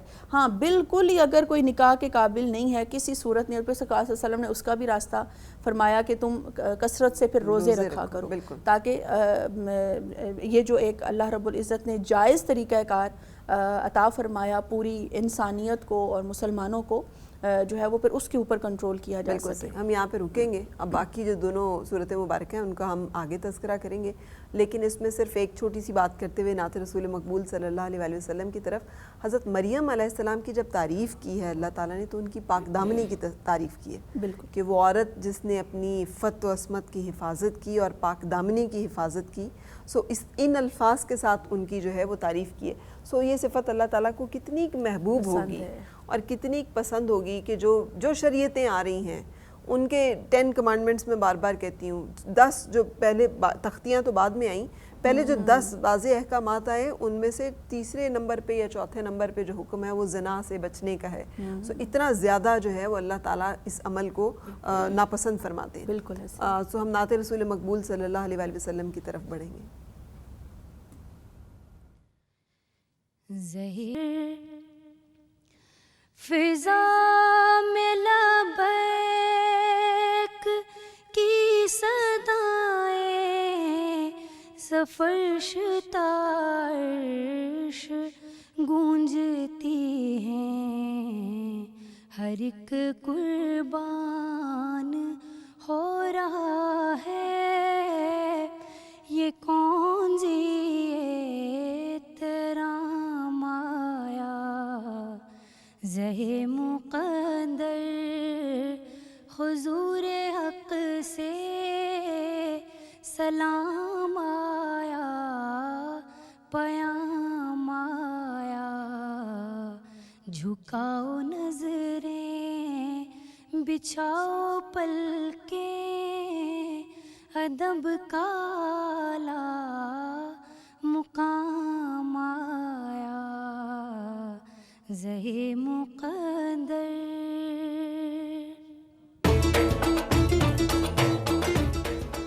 خوش آمدید, شہر رمضان ٹرانسمیشن آپ دیکھ رہے ہیں, اور اب ہم چلیں گے قرآن پاک کے اس حسن خوش الحانی کے ساتھ پڑھنے کے ساتھ حسن قرات کی طرف, جس کی ہم بار بار تاکید کرتے ہیں اور کوشش کرتے ہیں کہ ہمیں بھی یہ توفیق عطا ہو, نصیب ہو.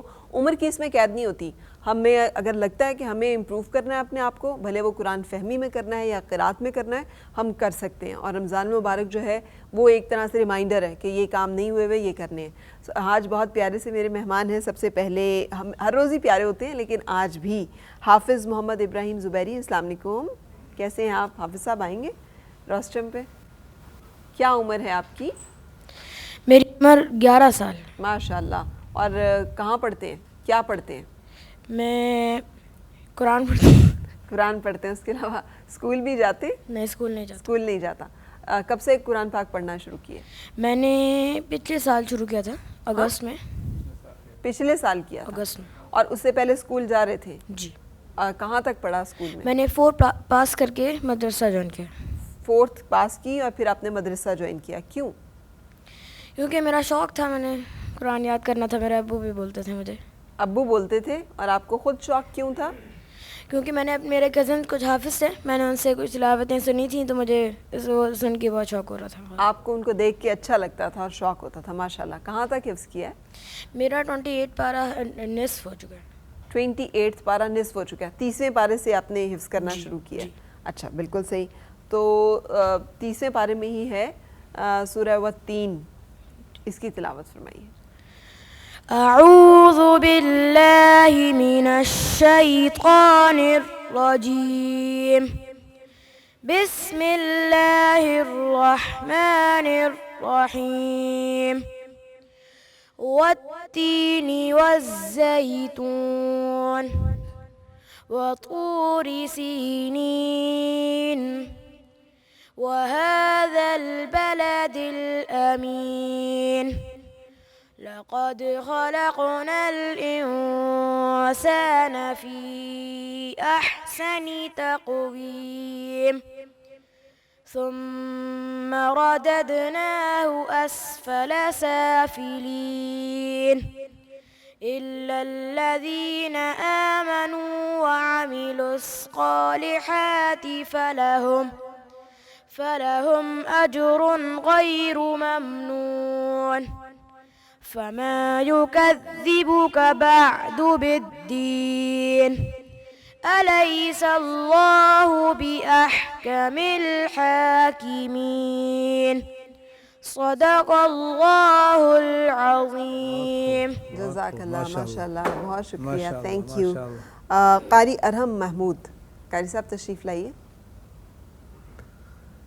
अच्छा कारी साहब अक्सर महमूद नाम है लेकिन महमूद कहते हैं लोग महमूद मीम के ज़बर के साथ हा के सुकून हाँ के साथ लेकिन महमूद है गलतुल आम हर बंदा महमूद और अगर आप महमूद कहें तो लोग आपको एक दफ़ा गौर से देखते हैं कि आप नाम क्यों क्या कर रहे क्यों सही बोल रहे हो बिल्कुल सही सो कारी अरहम महमूद आपकी उम्र क्या है मेरी 12 साल 12 साल माशाल्लाह और कहाँ तक पहुँचे हैं हिफ्ज़ में लही और उर्दू का निस्फ होने वाला है किसका 25वां निस्फ? पारा कौन सा पारा 25वां 25वां पारा का निस्फ निस्फ होने वाला होने वाला। माशाल्लाह कितने अरसे से हिफ्ज़ कर रहे हैं साल नहीं हुआ अभी साल नहीं हुआ वेरी गुड माशाल्लाह बहुत अच्छी स्पीड है तो आप भी पहले पढ़ रहे थे स्कूल में और फिर जी मदरसा फिफ्थ के बाद फिफ्थ के बाद आपने ज्वाइन किया क्या फ़र्क लगता है स्कूल में की पढ़ाई में और कुरान पाक की शौक था कोई था नहीं घर में से तो मैंने सोचा मैं पहला हो जाऊंगा वाह माशाल्लाह भाई इनके लिए तो तालियां होनी चाहिए क्या इन्होंने अच्छा कि कोई और है नहीं तो मैं ही पहला हो जाऊँ क्यों मतलब आप भी कहते थे मैं डॉक्टर बनना है इंजीनियर बनना है मैं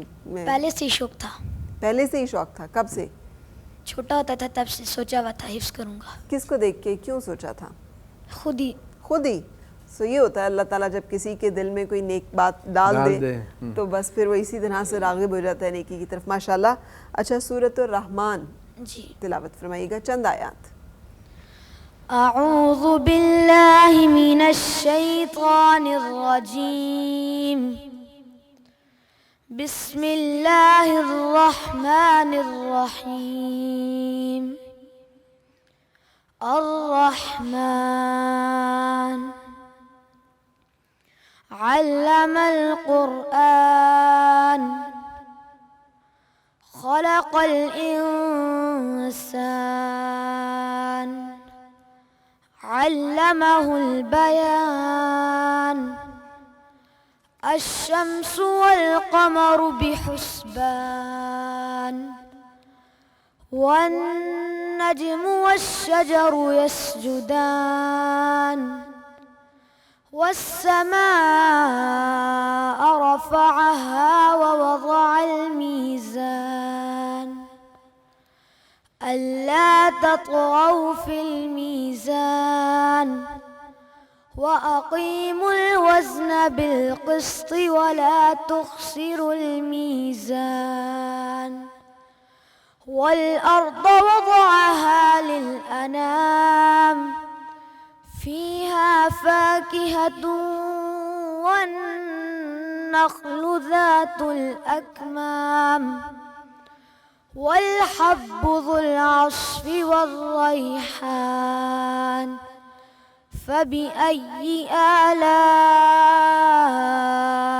ربكما تكذبان صدق الله العظيم माशाल्लाह A1 इनका माशाल्लाह हाँ तजवीद A1 तजवीद बहुत अच्छी बहुत तरह से ज़बरदस्त बहुत ज़बरदस्त ज़बरदस्त माशाल्लाह अताउल मुस्तफ़ा कारी हाफिज़ अताउल मुस्तफ़ा तशरीफ़ लाइएगा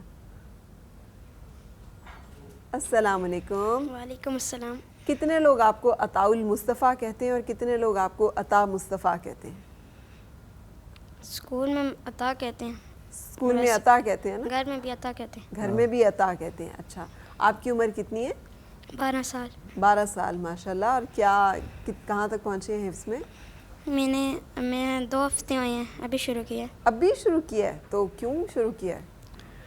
شوق تھا, ماما اور پاپا کا بھی دل تھا. ماما بابا کا بھی دل تھا. تو بچہ کہتا ہے نا کہ میں تو نہیں کر سکتا, بہت مشکل ہے, مجھ سے تو نہیں ہوگا. آپ نے نہیں کہا؟ نہیں, میں نے کہا میں کروں گا, 2 سال لگاؤں گا اس میں, پھر میں واپس پڑھائی کی طرف آؤں گا. اچھا.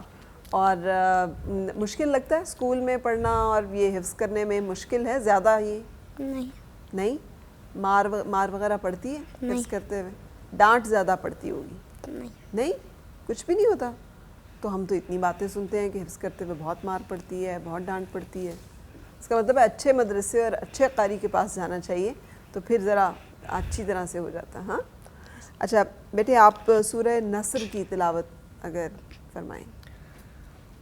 اعوذ باللہ من الشیطان الرجیم, بسم اللہ الرحمن الرحیم. اذا جاء نصر اللہ والفتح ورأيت الناس يدخلون في دين الله أفواجا فسبح بحمد ربك واستغفره إنه كان توابا. صدق الله العظيم. یہ کسی اور مدرسے میں ہے میرے خیال, ان کے ساتھ نہیں ہے, یہ کسی اور مدرسے میں ہے. آپ بیٹے کون سے مدرسے میں ہیں؟ میں کراچی کمپنی حیدری مسجد میں الجام. کراچی کمپنی میں حیدری مدرسے میں. اچھا بالکل صحیح, بہت شکریہ, میں جانتی ہوں اس مدرسے کو. آئیے بیٹھیے, تشریف رکھیے. تھینک یو ویری مچ. مجھے تو بہت خوشی ہوتی ہے ان کی تلاوت سن کے, اور مجھے بڑا افسوس ہوتا ہے. مجھے افسوس ہوتا ہے کہ مجھے بھی کرنا چاہیے تھا. اب لگتا ہے کہ پتہ نہیں اب تو جو یاد چیزیں ہیں وہ بھی بھولنا شروع ہو جاتی ہیں, تو کہاں اب نئے سرے سے قرآن پاک کو یاد کرنا. نہیں ویسے حافظہ آپ کی بہت اچھا, آپ کا حافظہ بہت اچھا ہے. اب جو تاریخ بتا رہی تھی آج سیدنا موسیٰ کی, وہ بہت ہی مجھے مضبوط اور مربوط آپ نے بتایا سارا. اچھا قاری صاحب, کوئی ٹپس ہیں قرآن پاک کو حفظ کرنے کی جو لوگ گھر میں بیٹھے کرنا چاہیں, کچھ صورتیں یاد کرنا چاہیں نماز میں تلاوت کے لیے؟ صرف جو ہے یہ ارادہ ہو کہ بھائی سیکھنا ہے بس, اور کوئی ٹرپ نہیں. تو کیا بار بار دہرانے سے یاد ہوں گی؟ جب تک وہ یاد نہ ہو تو پڑھتے رہیں. بالکل صحیح, بالکل صحیح. سو بریک کی بھی ہم نے جانا ہے, لیکن جاتے جاتے نعت رسول مقبول صلی اللہ علیہ وآلہ وسلم اور درخواست محمود الحسن صدیقی سے. میرے دل کی حسرت ہے آقا بلائیں, میری سوئی قسمت کو آقا جگائیں, میری سوئی قسمت کو آقا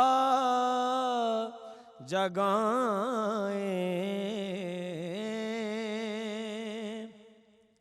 میں جی بھر کے دیکھوں مدینے کی گلیاں,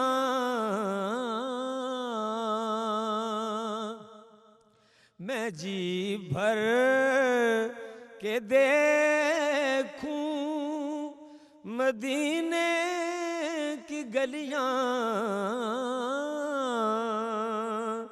میری آنکھیں روضے کا دیدار پائیں, میری آنکھیں روضے کا دیدار پائیں, اور میرے دل کو راحت وہ دیتی ہیں اکثر, میرے دل کو راحت وہ دیتی ہیں اکثر, مدینے میں وقت سحر کی ہوائیں, مدینے میں وقت سحر کی ہوائیں، مدینے میں وقت سحر کی ہوائیں، تمہارا ہے شوکت تمہارا رہے گا،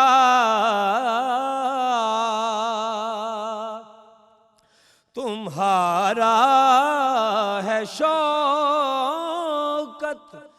تمہارا رہے گا، اسے دامنے عافیت میں چھپائیں، اسے دامنے عافیت میں چھپائیں، میرے دل کی حسرت ہے آقا بلائیں، میری سوئی قسمت کو آقا جگائیں، میرے دل کی حسرت ہے آقا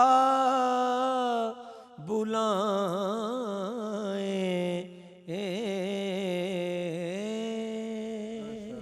آمین ثم آمین۔ ویسے یہ ہر دل کی حسرت ہے، اور اب جب کہ اتنے عرصے کے بعد دوبارہ سے عمرہ پیکیجز بھی کم ہو گئے ہیں، اور سنا ہے کہ حج کے جو پیکیجز ہیں وہ بھی کم ہو رہے ہیں پیسوں میں بھی، اور ویسے بھی کھل رہے ہیں، تو پھر یقینی طور پر ہم سب لوگ اللہ کرے ان خوش نصیب میں سے ہوں جو زائرین میں ہوں حج کے اور عمرے کے۔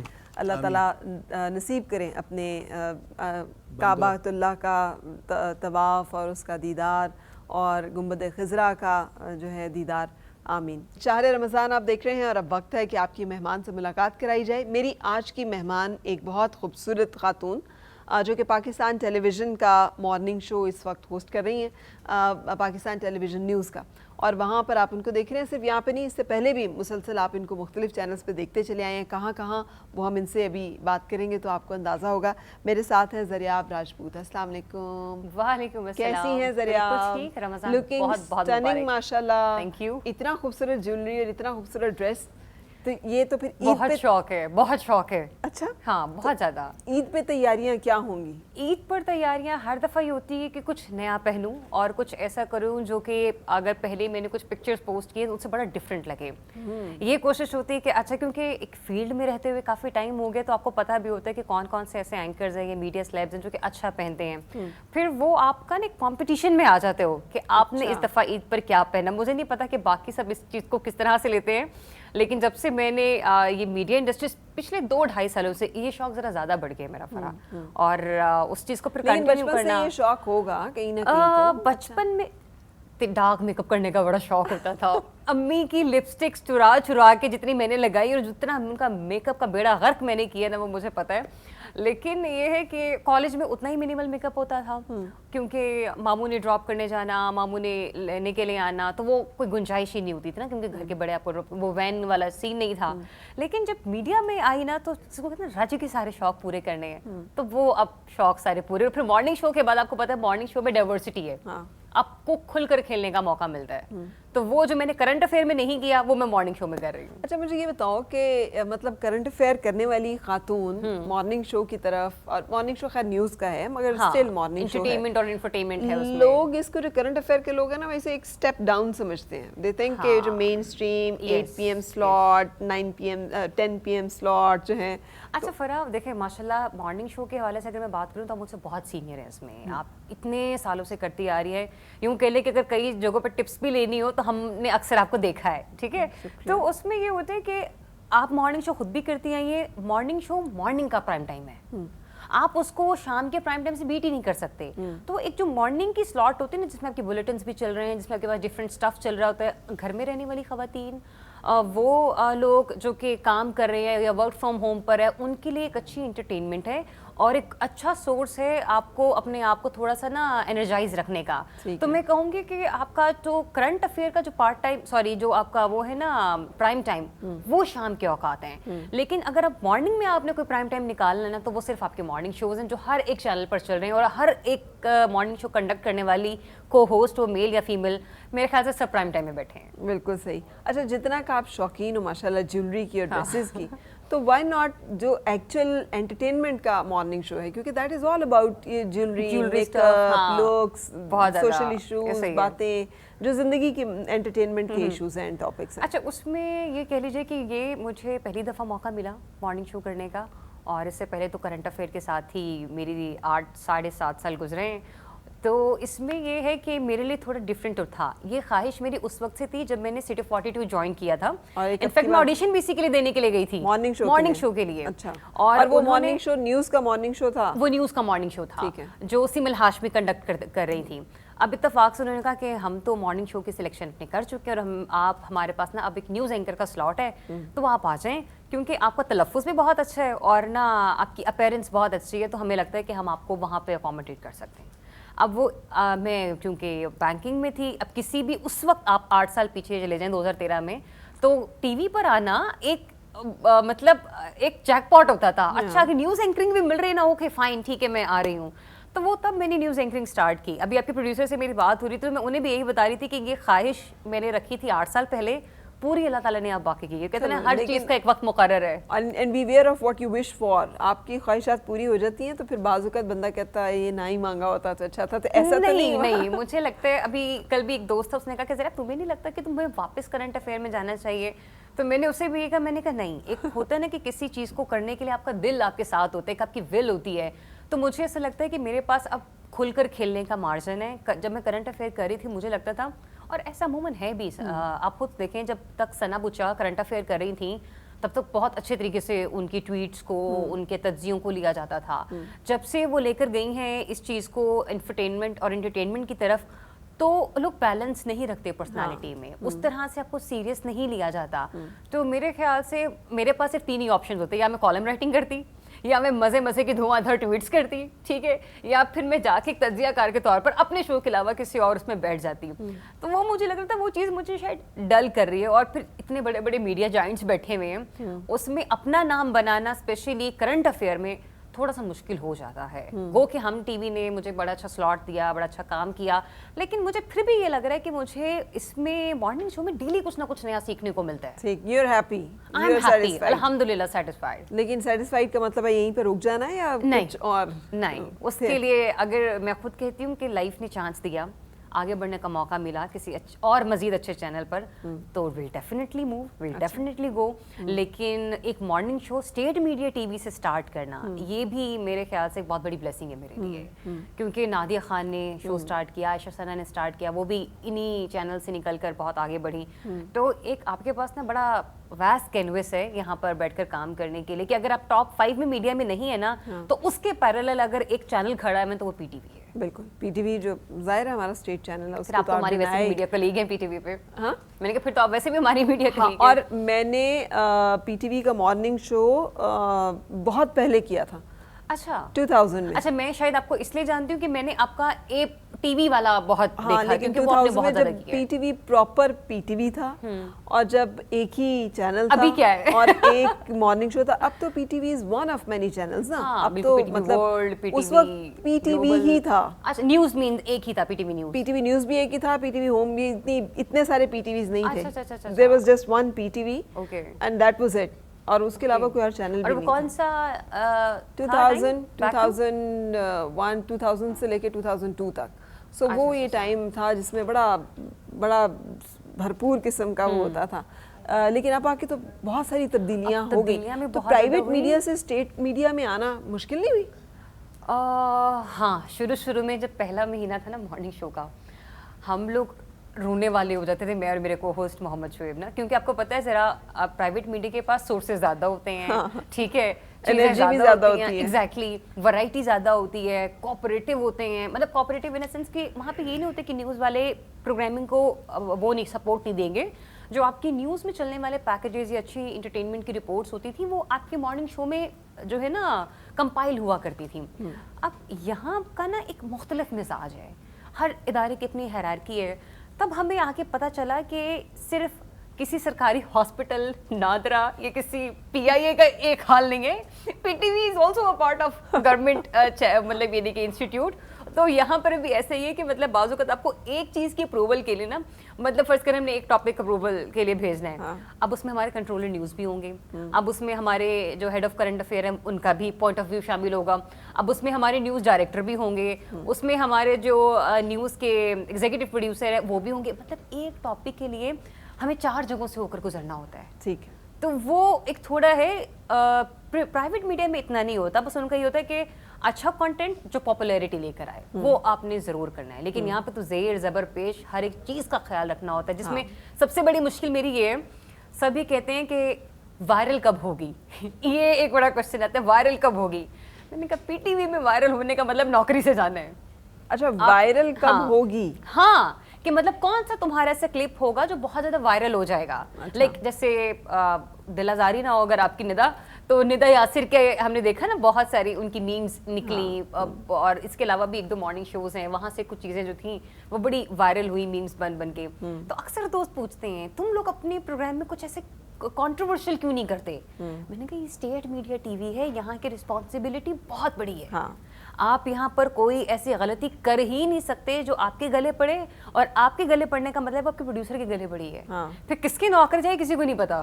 نہیں پھر کس کی نوکری جائے گی یہ سب کو پتا ہے. یہ بھی یہ انڈرسٹوڈ ہے. اچھا ذرا میں نے نہیں دیکھا کہ کرنٹ افیئرس کے لوگ جو ہیں وہ اس طرح کی پوسٹ لگا رہے ہوں انسٹا پہ جس طرح کی آپ لگاتی ہیں ڈریسز کی. کبھی لگتا ہے ماڈل ہے, کبھی لگتا ہے ایکٹریس ہے. So why not acting, modelling, اور یہ شوق جو ساتھ ساتھ ایک پیرلل چل رہا ہے, یہ اس کا پھر کہاں پہ؟ یہ جب تک میں کرنٹ افیئر کر رہی تھی, میں نے کہا نا جیسے کہ ثنا بچا جب اس طرف چلی گئی تو لوگوں نے ان کے تجزیوں کو, ان کی باتوں کو, ان کو گفتگو کو ہلکا لینا شروع کر دیا تھا. جب تک میں کرنٹ افیئر کر رہی تھی تب تک میں نے ایسا کچھ نہ کہیں نہیں کیا تھا. لیکن جب سے میں نے مارننگ شو اسٹارٹ کیا تو ایز اے سیڈ ارلیئر کہ اس میں ڈائیورسٹی ہے, تو مجھے لگتا ہے کہ میرے پاس کھل کر کھیلنے کا مارجن ہے. مطلب مجھے پتہ ہے کہ میں یہ بھی کر سکتی ہوں, میں یہ بھی کر سکتی ہوں. نو ایکٹنگ کا تھوڑا تھوڑا شوق ہے, لیکن شاید ٹی وی کمرشلز تک. ٹھیک ہے, ٹی وی کمرشل, اور ایک اینکر ایک ایکٹر ہی تو ہوتا ہے یار. ٹھیک ہے, تو ایک پراپر ایکٹنگ کیوں نہیں, ایک کردار اس میں آنا. ابا اجازت نہیں دیں گے. اچھا ہاں, ابھی تک ابا ایسا کی ہی سنتی ہو ہے. آپ؟ ہاں بالکل بالکل مانتی ہو بہت زیادہ. مطلب آپ یقین کریں جب میں لاہور جاتی ہوں نا تو ابھی بھی ان کا یہی ہوتا ہے جو آج سے 8-9 سال پہلے سوال ہوتا تھا کہ بیٹا دیکھ لینا, کوشش کرنا مغرب سے پہلے آ جاؤ. بلیو می ابھی بھی وہ مجھے یہی کہتے ہیں. اور اگر گیراج میں سے انہیں گاڑی نہ یا گھر میں ڈائننگ کے پاس گاڑی چابی نہیں نظر آئیں گے تو امی کو چودرانی بولتے ہیں. چودرانی مشا, مجھے مشی بولتے ہیں فیملی میں, تو مشا کتنے ہے یا پنجابی میں بول کے کہیں گے, یا مشی کدھر ہے, تو امی کہیں گے وہ حاجی صاحب آئی تھی تو اس نے ایک ضروری میٹنگ کے لیے جانا تھا. یہ وہ ٹھیک ہے, لیکن اس کو فون کر کے بول دینا کہ ذرا مغرب سے پہلے آ جائے. تو اور میری کوشش بھی یہ ہوتی ہے کہ میں دن نکلوں اور آ جاؤں. ابا کے وہاں ہوتے نا, یہاں پہ تو آپ آزاد ہیں, یہاں میں آزاد ہوں. یہاں پہ کیا ہوتا ہے؟ تو سارے دوست یہاں پہ پھر یہ ہوتا ہے کہ امی کو سب پتہ ہوتا ہے. ٹھیک ہے, اب وہ ویسے بہت کم گو ہیں, وہ 1.5 منٹ سے زیادہ فون پہ فرا بات نہیں کرتے. اور 1.5 منٹ بعد کہیں گے مجھے آواز نہیں آ رہی. امی کہتی میں گھنٹہ اس سے فون پہ بات کر لیتی ہوں, آپ 1.5 منٹ بعد بولتے ہیں کہ مجھے آواز نہیں آ رہی اس کی. تو وہ ان کا روب ابھی تک ایسے ہی ہے جیسے کہ اس وقت تھا جب میں اسکول کالج میں تھی, اور اس کے بعد ٹیلی ویژن پہ آنا ابا کی اجازت سے اور مرضی سے ہوا. وہ اس لیے تھے کہ نا نیوز اینکرنگ آپ کو پتہ بڑا مہذب شعبہ سمجھا جاتا تھا, اور میرے خیال سے ابھی بھی ہے, لیکن کچھ چیزیں ایسی معیوب ہونے لگ گئی ہیں کہ نیوز اینکرز کا اب سمجھ نہیں آتا کہ ایکچولی بیسیکلی کرنا کیا چاہ رہی ہیں, وہ نہیں سمجھ آتا. تو تب وہ راضی تھے, اور اس کے علاوہ اس چیز کو پھر میں نے کنٹینیو کیا. پھر کرنٹ افیئر کی طرف آ جانا, اور ابھی بھی مجھے یاد ہے کہ نا جب میں نے وہ اسٹارٹ کیا نا ہم ٹی وی, اب ہم ٹی وی کا جو کاسٹیوم تھا نا آپ کا وارڈروب وہ ویسٹرن تھا. اب وہاں پہ آپ پہن ہی نہیں سکتے تھے کہ آپ, پھر بھی میں انہیں راضی کرنے کے لیے نا جمعے والے دن جب میں اپنا شو کرتی تھی اس دن میں شلوار قمیض پہنتی تھی ابو کو راضی کرنے کے لیے کہ یہ اب 4 دن انہوں نے مجھے منڈے ٹو تھرسڈے دیکھ لیے, اور فرائیڈے والا جو میرا شو ہوتا تھا نا اس دن پھر میں شلوار قمیض پہن کے چلو ذرا یہ خوش ہو جائیں, تھوڑا سا ہیپی فیل کر لیں. تو ایک آپ کو پتہ ہے ہمارے میڈیا میں آج بھی لوگوں میں یہی رجحان پایا جاتا ہے کہ شاید یہ نوکری اچھی نہیں ہے, ہم بڑی آزاد خیال خواتین ہوتی ہیں, ہمیں پتہ نہیں ہوتا کہ ہم نے معاملات کو آگے کیسے لے کے چلنا ہے. لیکن میرے خیال سے ہر وہ لڑکی جو گھر سے باہر کام کرنے کے لیے نکلی ہے اور اگر اتنے سالوں سے وہ کام کر رہی ہے, چاہے وہ بچی کی صورت میں ہو, لڑکی میں ہو, عورت کیوں نہ بن جائے, تو آزاد خیال نہیں ہوتی ہے, اس کو معاشرے کی سمجھ آنا شروع ہو جائے. ہاں, تو فائٹر ہو آپ, اور کیوں آپ نے چوز کیا, مطلب کام کرنا؟ ہاں, میڈیا کیوں چوز کیا؟ پیشن تھا. I was a debater by the way. اور اپنے کالج یونیورسٹی کی طرف سے ڈفرینٹ کالجز کے لیے نامینیٹ ہوا کرتی تھی, اور میرا اردو کا تلفظ بہت اچھا تھا. میں انگلش میں ڈبیٹ اتنی اچھی نہیں کرتی تھی, وہ انگلش میں بھی نا میرا اردو والا ٹچ آنا شروع ہو جایا کرتا تھا.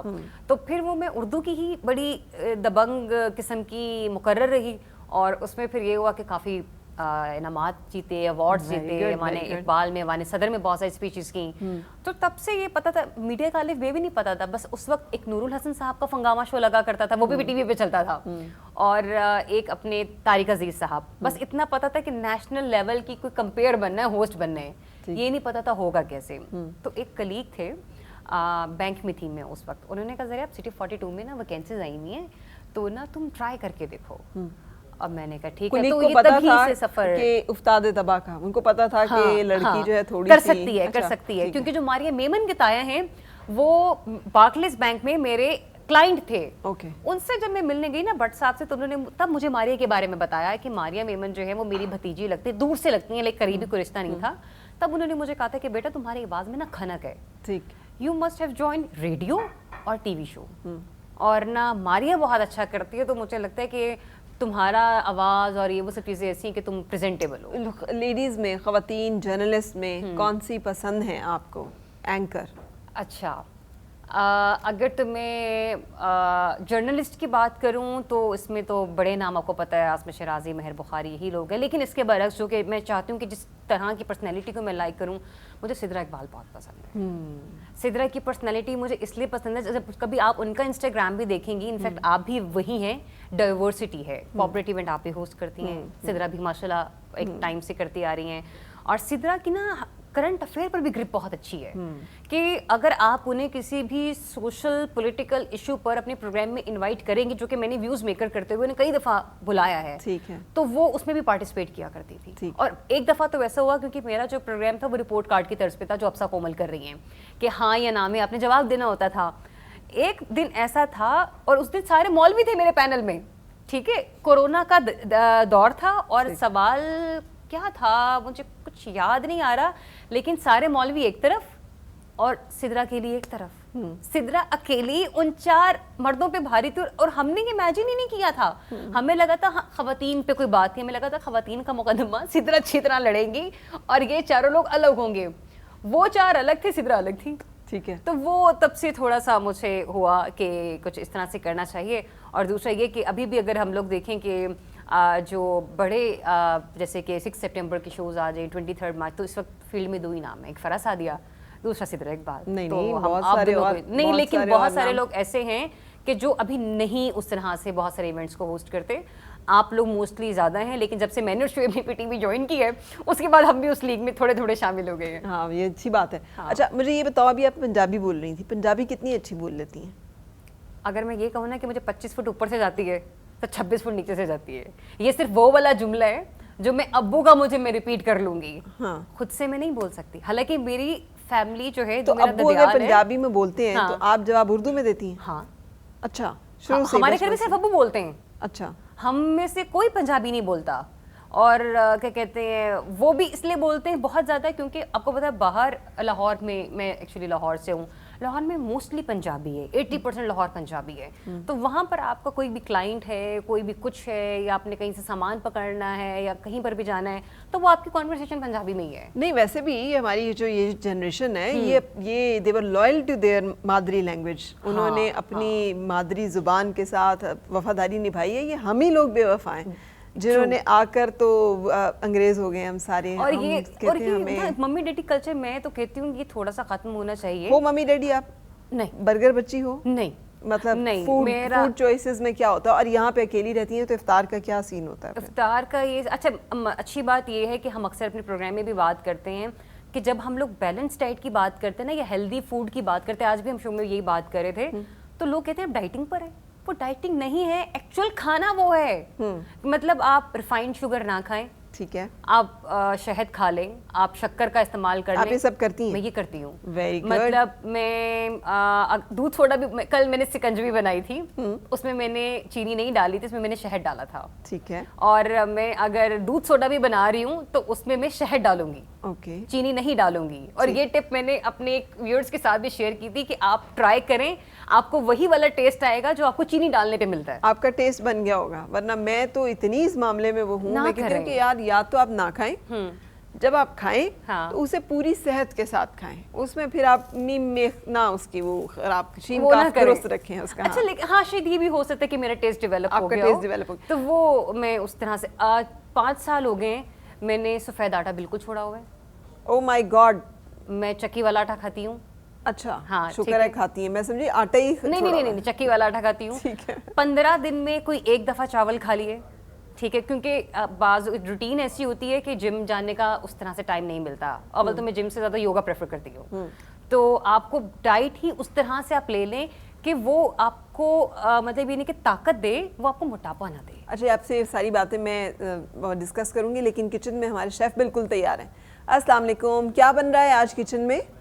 آج میں 2 چیزیں بنا رہا ہوں, ایک سیلیڈ بناؤں گا اور ایک پاستا بناؤں گا. چلیں, اب سیلیڈ آپ کے لیے, ٹھیک ہے, پاستا آپ کے لیے, کیونکہ پاستا لور ہیں آپ. I am everything lover. اچھا ویسے میں بھی فوڈی تو بہت زیادہ ہوں, مطلب ٹیسٹ بہت زیادہ پسند ہے, کھاتے سب کچھ لیکن چھوٹی چھوٹی تھوڑا تھوڑا کھاتی ہوں. بالکل صحیح. اچھا جی, سو اس میں ڈلے گا کیا کیا شیف؟ پہلے میں سیلیڈ کا بتاتا ہوں. ٹھیک ہے, میں گریک سیلیڈ بنا رہا ہوں. گریک سیلیڈ بنا رہا ہوں. اس میں ویجیٹیبلز ہیں میرے پاس, کوکمبر ہے, بیل پیپرز ہیں, آنین, چیری ٹمیٹوز ہیں, اور یہ چیری ٹمیٹوز مجھے بہت پسند ہے. اولیو ڈلیں گے اس میں. چلیں, اور تو کچھ نہیں ڈلے گا نا, اگر اور کچھ نہیں ڈلے گا تو آپ کو بہت پسند ہوگا. یہ پیسٹو ساس, یہ ساس اسٹیکس کے ساتھ بہت مزے کی ہوتی ہے. ویری گڈ, ساسز کا شوق ہے بہت زیادہ. چلیں جی, بنانا شروع کرتے ہیں. پہلے ہم اپنا گریک سیلیڈ جو ہے وہ بنائیں گے. زبردست. گریک سیلیڈ کا مطلب ہے جو ہم نے بھی روایتی چیزیں کاٹ کے رکھی ہوتی ہیں, بھی اسی طرح ہی کاٹ کے بس سارا کچھ اکٹھا کر کے رکھ دیتے ہیں. میں ابھی کاٹوں گا. ٹھیک, زبردست. تو اس میں کھیرا آپ چھلکے سمیت ڈال رہے ہیں, سبزی وتھ سکنس ڈالیں گے. گڈ. سو اس کو ڈال کر, اینڈ آپ سیلیڈس کھاتی ہو؟ بہت زیادہ. اور مجھے یہ بتائیں افرا, آپ کوکنگ کرتی ہیں؟ بہت زیادہ. اور کیا زیادہ بنانے کا شوق ہے؟ دیسی کھانے. ہاں, مجھے بھی بہت زیادہ کوکنگ پسند ہے, اور ایکسپیریمنٹس کرنے کا بڑا شوق ہے. اچھا, مجھے ایکسپیریمنٹ کا اتنا شوق نہیں, میں روایتی دیسی کوکنگ, پراپر دیسی. اچھا, اماں سے چلی آ رہی ہے نا, وہی والا بھگار, تو وہی سب کچھ. اچھا, بگار میں بھی نا بہت سارے وہ ہوتے ہیں, فلیورز ہوتے ہیں, ڈفرینٹ ٹائپس کے ہوتے ہیں. اور ابھی ہم نے بولا نا بگار, تو یہ موسٹلی جو اردو اسپیکنگ کھانے بنتے ہیں نا, وہ لوگ ذرا زیادہ بولتے ہیں یہ والا ورڈ. Is that so? نہیں, ہم لوگ ہاں وہ زیادہ بولتے ہیں, ہم تڑکا بولتے ہیں نا. ہاں, نہیں لیکن بھگار جو بولا جاتا ہے وہ اس سے زیادہ بولا جاتا ہے. لیکن کراچی سائڈ اور لگاتے تڑکا ہے, بولتے بھگار ہیں. بولتے بھگار ہیں, لگاتے تڑکا ہی, لگاتے تڑکا ہی. گفتگو کو بھی تڑکا لگتا ہے نا اس میں بھی. اچھا شیف, آپ نے بتاتے جانا ہے, لیکن اس میں آپ کو اتنا پریشان ہونے کی ضرورت اس میں نہیں. جی جی, بتاتے جائیں, کاٹتے جائیں, بتاتے جائیں. میں نے کوکمبر ایک کاٹ کے ڈالا میڈیم سائز کا, اب ایک آنین پیاز ڈال ڈالوں رہے گا. جی, جیسے میں نے آپ کو کہا تھا نا کہ گریک سیلیڈ, گریکس بھی ہماری طرح کے ہی لوگ ہیں, وہ بگ فیٹ گریک ویڈنگ وہ جو سنی ہوئی ہے نا, وہ آپ نے مووی بھی دیکھی ہوگی, مائی فیٹ گریک ویڈنگ. نہیں, it's a worth watching movie. اور وہ اس میں ایسا لگتا ہے, اب دیکھوں گی, ایسے لگتا ہے جیسے ہماری کوئی اپنی شادی چل رہی ہے, خالہ کا ایک الگ رونا ہے, پھپھی کی ایک الگ داستان. اچھا, میں نے کچھ اس طرح کے سیزن ضرور دیکھے ہیں. ایشین کر کے کچھ ویڈنگ کا نام تھا, تو اس میں بھی یہ تھا کہ ایشین کی شادی گریک کے ساتھ ہوتی ہے, تو وہاں پہ بھی کچھ اس طرح سے تھا. یہی رونا تھا, کیونکہ اسی لیے میں بار بار کہہ رہی ہوں کہ ہم ملتے جلتے ہی ہیں, کوئی بہن بھائی ہیں آپ اس میں. ہماری ذرا کھیرا ہوگا تو ساتھ اس کے پیاز ہوگا, ساتھ ٹماٹر ڈال لیں گے ہم. یہ لوگ چیری ٹماٹرز ڈال رہے ہیں چھوٹے والے. اس کے ساتھ شیف نے اس میں 2 رنگ کی بیل پیپر جو ہے وہ بھی ڈال دی ہے. جی. اچھا, لیکن اس میں کوئی شک نہیں ہے کہ جو چیری ٹمیٹوز ہیں نا, ان کا فلیور بہت ڈفرینٹ ہوتا ہے یہ جو آپ کے ہمارے نارمل ٹمیٹوز ہوتے ہیں ان سے نسبت. اور میں نے بچپن میں بہت ٹمیٹو چوری کر کے کھائے ہیں. ہاں, فریج میں سے میں ٹماٹر نکال کر بھاگ جاتی تھی, ٹھیک ہے, فریج کی سائڈ میں چھپ جاتی تھی کہ کوئی مجھے دیکھے, کیونکہ ٹماٹر ہر دور میں مہنگے تھے, ٹھیک ہے. تو ہاں, میں نے تو پراپر پکڑ کے بائٹس لیے ہیں. اچھا, آپ آم کہو میں مان لوں, مجھے کہو جی میں نے بہت زیادہ کھائے ہوئے ہیں, لیچیز کھائی ہوئی ہیں. یہ آپ کو میں ایک بات بولوں, آپ حیران ہو جائیں گے. ٹماٹر سن کے آپ حیران ہوئی نا, आम मिल जाए तो मैं खा लेती हूँ, आम ना मिले तो कोई मसला नहीं है। मैं पूरे कभी कभी तो यही मैं पूरे सीजन में गिनती के 2 आम खाती हूँ। जैसे लोग सर्दियों में आप गिन नहीं रही हैं अभी कि कितने दिन रह गए हैं आम के आने में? बिल्कुल भी नहीं। और आप हर फ्रूट शॉप के पास से गुजरते हुए ऐसे करके देखती नहीं जाती कि आम आए कि नहीं आए? नहीं बिल्कुल नहीं, बता रही हूँ ना आपको। यही मेरा विंटर्स में हाल है कि लोग रजाई में बैठकर मूंगफलियाँ खाते हैं। हाँ। मेरा कोई शौक नहीं है मूंगफलियाँ खाने का। आपकी ज़िंदगी में क्या है फ्लेवर, किस चीज़ का आपको एंजॉय करती हैं आप? आइसक्रीम। अच्छा, वो रात को आप मुझे 3 बजे भी कहेंगे ना, जरा आप खाने चलनी है, मैं कहूँगी हाँ हाँ फरज मैं नहीं। मेरा ख्याल है वो खाने से ज़्यादा फिर चलने का शौक होता है उसमें कि हाँ लेट्स गो आउट। नहीं, आइसक्रीम में different flavours, different ice parlours, हर पॉलर को एक्सप्लोर करने का शौक, और ये कोशिश होती है कि मैं ज़्यादा से ज़्यादा खा लूँ। तो ये मेरा ज़रियाब आपकी पसंद का देखें, हमें अंदाज़ा था कि आज ज़रियाब आ रही हैं, तो जो लोग ज़रियाब की टाइप की ज़रा करते हैं ना पसंद डाइट एंड, उनके लिए ज़बरदस्त। अब इसके ऊपर ऑलिव ऑयल छिड़केंगे। इसकी मैं ड्रेसिंग बनाऊंगा अभी। उसमें ऑलिव ऑयल जाएगा, थोड़ा मस्टर्ड जाएगा, लेमन जूस, सॉल्ट, पेपर जाएगा इसमें। चले जी बनाए। सो ये हमने बना लिया, ये अपना सैलेड। इसमें अभी ऑलिव ऑयल डाला हमने थोड़ा सा। ऑलिव ऑयल डालने के बाद इसमें शेफ़ बाकी चीज़ें डालेंगे। और मैं आपको ये बताऊंगी कि पिछले 50 साल की रिसर्च की वजह से आला क्वालिटी जायका इस रमज़ान आप भी तलों में पकाएं और अपने घर वालों को दें भरपूर सेहत, क्योंकि तलो कुकिंग ऑयल जो है ये स्टेट ऑफ द ऑयल तलो कुकिंग। यहाँ पे ब्रेक है, ये एडिट कर देना है, ठीक है काशिफ? क्या हुआ? फंबल हुआ है। चलो कोई बात नहीं। तलो cooking oil state of the art plant पे तैयार किया जाता है, बहुत रिफाइंड वेजिटेबल ऑयल के साथ, और अपनी आला क्वालिटी की वजह से इसमें बने हुए खाने बोझलपन पैदा नहीं करते, जिसकी वजह से तलो कुकिंग ऑयल में बने खाने खाकर आप रहे फिजिकली फिट और एक्टिव। जिस तरह से अभी हमारे शेफ़ जो हैं वो जो बना रहे हैं उसमें भी आप physically fit and active feel करेंगे। बताते जाएं शेफ़ के क्या क्या डाला। इसमें मैंने ऑलिव ऑयल डाला, उसके बाद लेमन जूस डाला, मस्टर्ड डाला है, अभी ओरिगानो थोड़ा सा डाल दिया है, ब्लैक पेपर डाला है, सॉल्ट डाल दूँगा। ज़बरदस्त। और ये देखने में जितनी आसान लगती है ना सैलड्स फराब, इनके इंग्रेडिएंट्स उतने ही मैं कहती हूँ मुश्किल होते हैं और आपको इजीली अवेलेबल नहीं होते। बहुत सारे बड़े स्टोर जैसे कि जहाँ पे आपको इजीली मिल जाते हैं, लेकिन बाज़ औक़ात आपको ना ये जब घर में आपने कुछ पकाना होगा ना तो पता चलेगा ये फलानी चीज़ कम हो गई है, और आपको पता है कि गली में या क्या सोसाइटी के आगे निकल कर तो कोई ऐसी दुकान है नहीं जहाँ पे आपको जाना है। फिर आप एक दूसरे की शक्ल देखते हैं, अब तुम जाओगी मैं गाड़ी निकालूँ। फिर ये वाले सीन होते हैं। अच्छा, वो तुम जाओगी मैं गाड़ी निकालूँ सीन चल रहा होता है। हाँ ये होता है, बिल्कुल ऐसा होता है। ठीक है। सो कितनी ज़बरदस्त ड्रेसिंग जो है हमारे शेफ़ ने तैयार कर ली, और इस ड्रेसिंग को आप इसमें मस्टर्ड पेस्ट डाला है, ऑलिव ऑयल डाला है, ऑरिगानो डाला है, नमक डाला है, काली मिर्च डाली है, एंड दैट्स इट, है ना। और उसके बाद उसको कर लिया है ब्लेंड। हम इस वेजिटेबल में मिक्स करेंगे सारा। हाँ, वेजिटेबल के ऊपर डालेंगे, वेजिटेबल के ऊपर डाल देंगे। हमने चेरी टोमेटोज़ नहीं है कोई बात नहीं, अपने टमाटर को काट के डाल लें। इन्होंने येलो और लाल शिमला मिर्च ली है, नहीं है कोई बात नहीं, हरी डाल लें, और हरी भी नहीं है कोई बात नहीं। अच्छा, ये बहुत होता है कि आप इतने फ्लेवर कलर्स देखते हैं ना तो आपको ये होता है कि जैसे हमने टीवी में देखा था हमने बिल्कुल वैसे ही बनाना है। अच्छा, वैसे ज़रियाब ये होता भी तो है ना कि आप देखो हमारे सारे खाने ब्राउन कलर के होते हैं, उसमें लाल रंग, येलो कलर, पर्पल कलर की चीज़ें नहीं होती हैं। और इन सब की अपनी न्यूट्रिशियस वैल्यू है। मेरा तो खुद का ये मानना है कि जितना खाना देखने में खूबसूरत होगा ना उतने खाने में आपको उसका मज़ा आएगा। तो प्रेजेंटेशन बड़ी मैटर करती है, और उसमें बंदों के बारे में क्या मानना है, इंसान के बारे में, कि वो भी जितना खूबसूरत होगा उतना ही अच्छा होगा कि नहीं? मेरा ये मानना है कि आपका इखलाक बहुत ज़्यादा मैटर करता है। और बाज़ औक़ात ऐसे भी लोग हैं कि जो बहुत दिखने में अच्छे आपको लग रहे, कहते हैं हर चमकती चीज़ भी सोना नहीं होती है, तो वो जब तक आप उनसे मिलते नहीं हो ना, आपको पता नहीं चलता है, तब तक आप गेस नहीं कर पा सकते कि वो मेल या फीमेल पर्सनैलिटी कैसी हो। वो रैपर उतरेगा ऊपर से तो फिर पता चलेगा। हाँ। वाह जी वाह, क्या चमकदार। और अब ऊपर से हम डाल रहे हैं फीटा चीज़ डालेंगे। फीटा चीज़ हमने डाल दी। ये यहाँ पे मोटापा ऐड हो रहा है। अच्छा, नहीं चीज़ बहुत हेल्दी और अच्छी होती है। आप चीज़ भी नहीं खाती? नहीं, मैं चीज़ खाती हूँ। ठीक है। हफ्ते में एक आध दफ़ा ऐसा होता है कि ऑमलेट पे मैं चीज़ डाल के उसको माइक्रोवेव कर लूँ तो वो मेल्ट हो जाती है और वो बड़ा आसानी से बन जाती है। वैसे भी चीज़ सैलेड जो दुनिया का सबसे आसान चीज़ है वो चीज़ सैलेड। आप स्लाइस को गर्म करें, बीच में चीज़ डालें, आराम से कॉफ़ी के साथ ले लें, हेल्दी की हेल्दी है। ये हमारा ग्रीक सैलेड रेडी हो गया। हमें ज़बरदस्त किस्म का ग्रीक सैलेड है। देखने दें हमें अच्छी तरह गौर से, हमारे देखने वालों को यहाँ पे शायद इतना अच्छा होना देख सके। جتنا یہاں پہ وہ دیکھ سکیں گے. اور نہ صرف اسے غور سے دیکھیں بلکہ آپ ایک دفعہ ریسیپی پہ بھی نظر ڈال لیں تاکہ آپ اس کو نوٹ کر سکیں. اور آپ ایسے تشدد کرنا چھوڑ دیں کہ روزے کی حالت میں آپ اتنے مزے مزے کے سیلڈز بنائیں اور صرف اگر کہیں ابھی آپ نے دیکھنا ہے اسے, کیمرے کی آنکھ نے بھی دیکھنا ہے اور جو کھڑا ہے صرف اس نے بھی دیکھنا ہے. نہیں, جس کا روزہ نہیں ہے وہ کھا سکتا ہے. اب روزے والے کیسے کھائیں گے؟ جس کا روزہ نہیں ہے وہ تو کھا ہی سکتا ہے. اوکے جی, ریسیپی نوٹ کیجیے and we are coming back.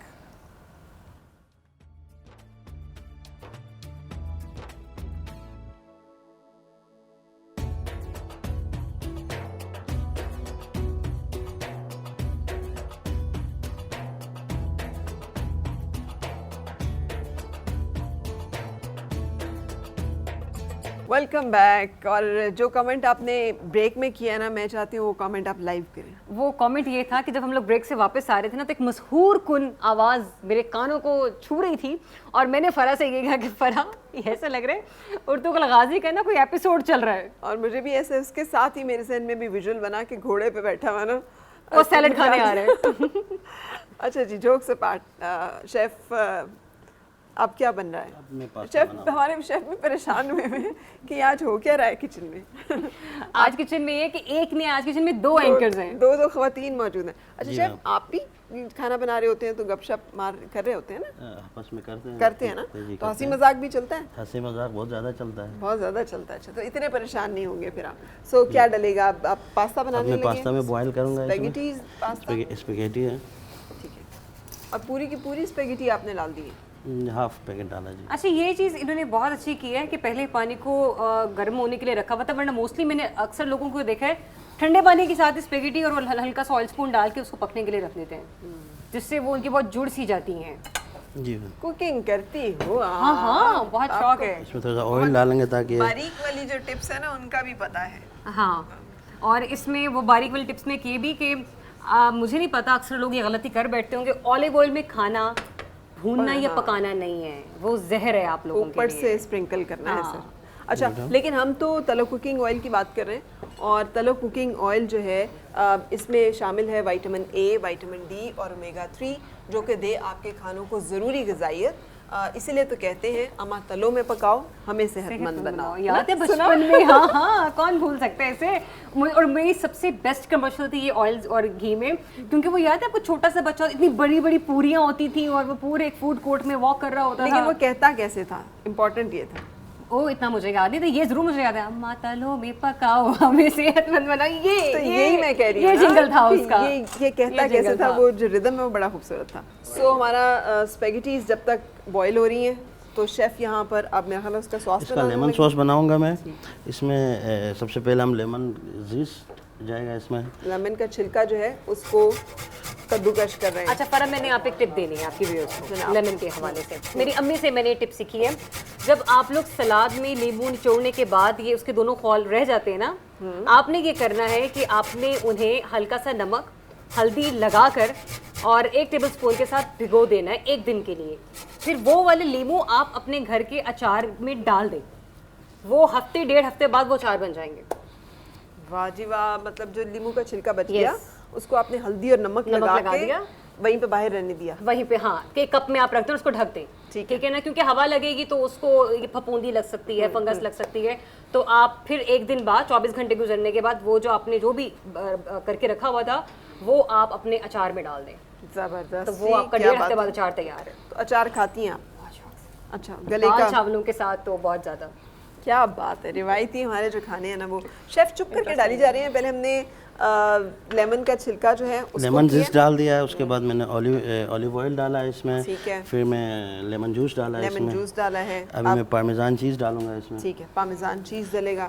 اور یہ ہمارا لیمن سوس کے ساتھ ہی بن رہا ہے نا پاستا. اس میں کوئی مٹن بیف کچھ نہیں, کوئی میٹ آئٹم کوئی بھی نہیں ہے, کچھ بھی نہیں. پارمیزان چیز کبھی میرا لینے کا اتفاق نہیں ہوا. شیف عزیز یہ بتائیے گا, یہ اسی طرح سے ملتی ہے کرش ہوئی یا کرنی پڑتی ہے؟ بلاک ملتی ہے, ہمیں خود گریٹ کرنا پڑتا ہے اس کو. گریٹ سے وہ ایزی ہے. میرے پاس یہ اس طرح ملے گی آپ کو.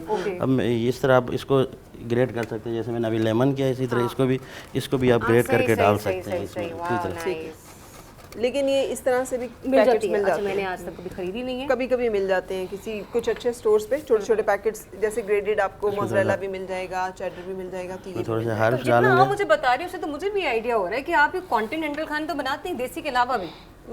تھوڑے بچے چونکہ زیادہ یہ کھاتے ہیں نا تو مجھے یہ بنانے پڑ جاتے ہیں, لیکن میں کوئی اتنا شوقیہ نہیں بناتی. سب سے بیسٹ ریسیپی آپ کیا بناتی ہیں دیسی؟ کچھ بھی بیسٹ نہیں بناتی, سارا کچھ ایوریج بنا لیتی. پھر بھی آپ کو لگتا ہے کہ یار یہ میرے ہاتھ کی چیز بنی ہوئی بہت اچھی ہوتی ہے؟ نہاری, ارے زبردست. نہاری اچھی ٹھیک بنا لیتی ہوں, حلیم ٹھیک بنا لیتی ہوں, بریانی ٹھیک بنا لیتی ہوں. میں نے بتایا ٹریڈیشنل روایتی جو کھانے ہیں اس طرح کی چیز. شیف یہ کیا چیز ہے؟ یہ بھی میں نے اسی کا مکسچر ہی پہلے ہی بنا کے رکھا تھا تھوڑا سا. یہ مطلب یہی لیمن سوس ہے, یہ لیمن سوس ہے جی. اچھا, یہ لیمن سوس کا ہی مکسچر. ہم نے تھوڑا سا اوریگانو اور ڈال دیا ہے نا, اوریگانو ڈالا, تھوڑا تھائم ڈالا, سالٹ اینڈ پیپر ڈالا. That's it. Oregano, تھائم, salt and paper. یہ کس چیز کے کس کام کے لیے رکھا ہوا ہے؟ یہ پیسٹو بھی میں تھوڑا سا ڈالوں گا ابھی اس میں. اچھا پیسٹو بھی ڈالیں گے, ٹھیک ہے. یہ ہماری بوائل ہو گئی جی, بس یہ ہو گئی ہوگی تقریباً. اور اس کو بھی الدانتے رکھنا ہے آپ نے؟ جی, اس کو الدنتے رکھنا ہوگا. اس کو پورا مکمل اس کو بوائل نہیں کر لینا, تھوڑا سا اس کو بالکل ذرا سا اسے سخت رکھیں گے, ناٹ سخت لیکن یہ کہ بالکل گھلی بھی نہ ہو. اچھا ایک چیز میں نے آج ان سے یہ سیکھی ہے جو اب تک میں کرتی رہی تھی کہ میں جو انہوں نے ڈالی تھی اسپیگیٹیز اس کو توڑ کے ڈالا کرتی تھی. میں نے بھی اسی لے کر پوری ڈالی پوری ڈالنی ہے, لیکن آپ اس کو رول کر لیتے ہیں ایزیلی اسپون پہ. یس, اس سے اپنے کانٹے سے اگر آپ پوری ڈالیں گے, اگر چھوٹی ہوں گی تو وہ نکل رہی ہے, کبھی ادھر سے گرتی ہے کبھی ادھر سے گرتی ہیں. اچھا, گانے وانے سننے کا شوق ہے؟ ہاں. اور کس طرح کے گانے اچھے لگتے ہیں, اور who's the favorite singer? Mood پہ ڈیپینڈ کرتا ہے, لیکن ابھی پاکستانی جتنے بھی سنگرز ہیں نا, عاصم اظہر از مائی موسٹ فیوریٹ. عاصم کے گانے مجھے بہت پسند ہیں, ان کے کانسرٹس مجھے بڑے اچھے لگتے ہیں. رومانٹک گانے ہیں, so you are a romantic person. نہیں, یوں کہہ سکتے ہیں کہ وہ ایک تھوڑا سا ہٹ کی میوزک دے رہے ہیں, اور جو وہ میوزک جنریٹ کر رہے ہیں وہ یوتھ کو بھی بڑا انٹرٹین کر رہا ہے, وہ یوں کہہ لیجیے کہ تھوڑے سے ان سے بڑی عمر کے افراد کو بھی بڑا انٹرٹین کر رہا ہے. ایک ہی ٹون نہیں ہے ان کے سانگس کی, تو ڈائیورسٹی اور بڑے اچھے سے ان کے بیٹس بہت اچھے ہیں. سو تھوڑا سا پیسٹو ساس ہے وہ بھی ڈال لیا ہے شیف نے. پیسٹو ساس بھی ڈال دیا. اب ہم پاستا اسی میں نکالیں گے, مکس کریں گے اور سرو کریں گے. ڈن. لیکن یہ مطلب شیف یہ کھا لیں گے لوگ, کیونکہ لوگوں کو عادت ہوتی ہے نا قیمہ یا چکن اسٹرپس یا بیف اسٹرپس بیچ میں ہونے کی, تو اگر وہ بھی ایڈ کرنا چاہیں تو کر تو سکتے ہیں. بالکل کر سکتے ہیں, اس میں آپ چکن کر سکتے ہیں. چکن اسٹرپس اگر ہم ساتھ مطلب فرائی کر کے ایڈ کرنا چاہیں تو کر سکتے ہیں. جی جی بالکل. چکن کو پھر آپ کو ایک فرائی پین پہ گارلک میں ٹوسٹ کرنا پڑے گا, پھر اس میں سوس ڈال کے پھر اوپر سے پاستا ڈالنا پڑے گا. بالکل, مطلب چکن کو بھی پہلے ایک فلیور دینا پڑے گا. جی ہاں ظاہر ہے, اس کے بغیر تو وہ ٹھیک نہیں بنے گا. تو بن گیا جی, ہمارے پاستا تیار ہے. تو یہ ریسیپی جو ہے یہ مطلب کہاں پہ بنائی جاتی ہے, کہاں کی ریسیپی ہے؟ یہ موسٹلی اٹالین مینیو ہے. یہ بہت ایزی ریسیپی ہے, ایزیلی آپ بنا 5 سے 10 منٹ میں بنا اچھا, سکتے چونکہ ہیں. یہ بہت پہلے ڈیسائیڈ ہو چکا تھا کہ پاستا جو ہے وہ ان کی فیوریٹ ڈش میں سے ایک ہے, تو میرے خیال سے جو چکن اسٹرپس ہے بیف اسٹرپس پوچھ رہی تھی نا, یہ فر اپنے لیے پوچھ رہی تھی. ظاہر میں اپنے لیے پوچھ رہی ہوں, مجھے تو اس میں اب سمجھ نہیں آ رہی تھی یہ کیسے کھاؤں گی. اس میں کوئی نہ کوئی چکن اسٹرپ یا بیف اسٹرپ ہونا ضروری ہے, اگر میں نے کھانی ہے تو میں تو وہ زیادہ ڈالوں گی اس میں ضرور. لیکن یہ اوریجنلی اسی طرح سے کھایا جاتا ہے, اور اگر جو لوگ چیز کھانے کے شوقین ہیں اور انہیں چیز پسند ہے تو وہ تو اس کو انجوائے کریں گے بہت. اور ویسے یہ بہت ہیلدی اور نیوٹریشس ہے, اس لیے کہ اس میں پارمیزان چیز بہت اچھی کوانٹٹی میں ڈلا ہے, پیسٹو ساس ڈلا ہے, لیمن جوس ہے, اولیو آئل ہے, اور یہ لیمن کا چھلکا ہم نے ساتھ اس میں گریٹ کر کے لیمن جوس بھی ڈالا ہے. جی بالکل. اب ہم اس میں پارمیزان چیز تھوڑا سا اوپر سے گریٹ کریں گے اور بیزل ڈالیں گے اس میں. بیزل بھی ڈال دیں گے. اچھا, یہ ریسیپیز بہت آسان ہیں لیکن ان کی ساری انگریڈینٹس گھر میں ہونا تھوڑا مشکل ہوتا ہے, اور ان یوزول ہیں. آپ کو ذرا فیل ہو رہا ہے؟ بالکل, بہت زیادہ. کیونکہ ہماری ٹرانسمیشن میں نا, چونکہ اسلام آباد سرینا ہوٹل اور اس کے شیف بڑے اوتھینٹک اور بڑی ڈفرینٹ ریسیپیز جو ہیں وہ یہاں پہ پریزنٹ کر رہے ہیں, جو آپ لوگوں کے لیے اپنی ریسیپی بک میں ایک اچھا ایڈیشن ہوں گے. آپ ان کو ٹرائی کریں, رمضان المبارک میں بھی ٹرائی کریں, اس کے بعد بھی ٹرائی کریں. I hope and I am sure کہ آپ اسے بہت پسند کریں گے. اور تلو بناسپتی جو کہ 50 سال سے ماؤں کا بھروسہ اور اعتماد انہیں حاصل ہے, آپ بھی اس ماہ رمضان المبارک میں تلو میں پکائیں اور اپنے گھر والوں کو دیں ایک صحت مند ذائقہ.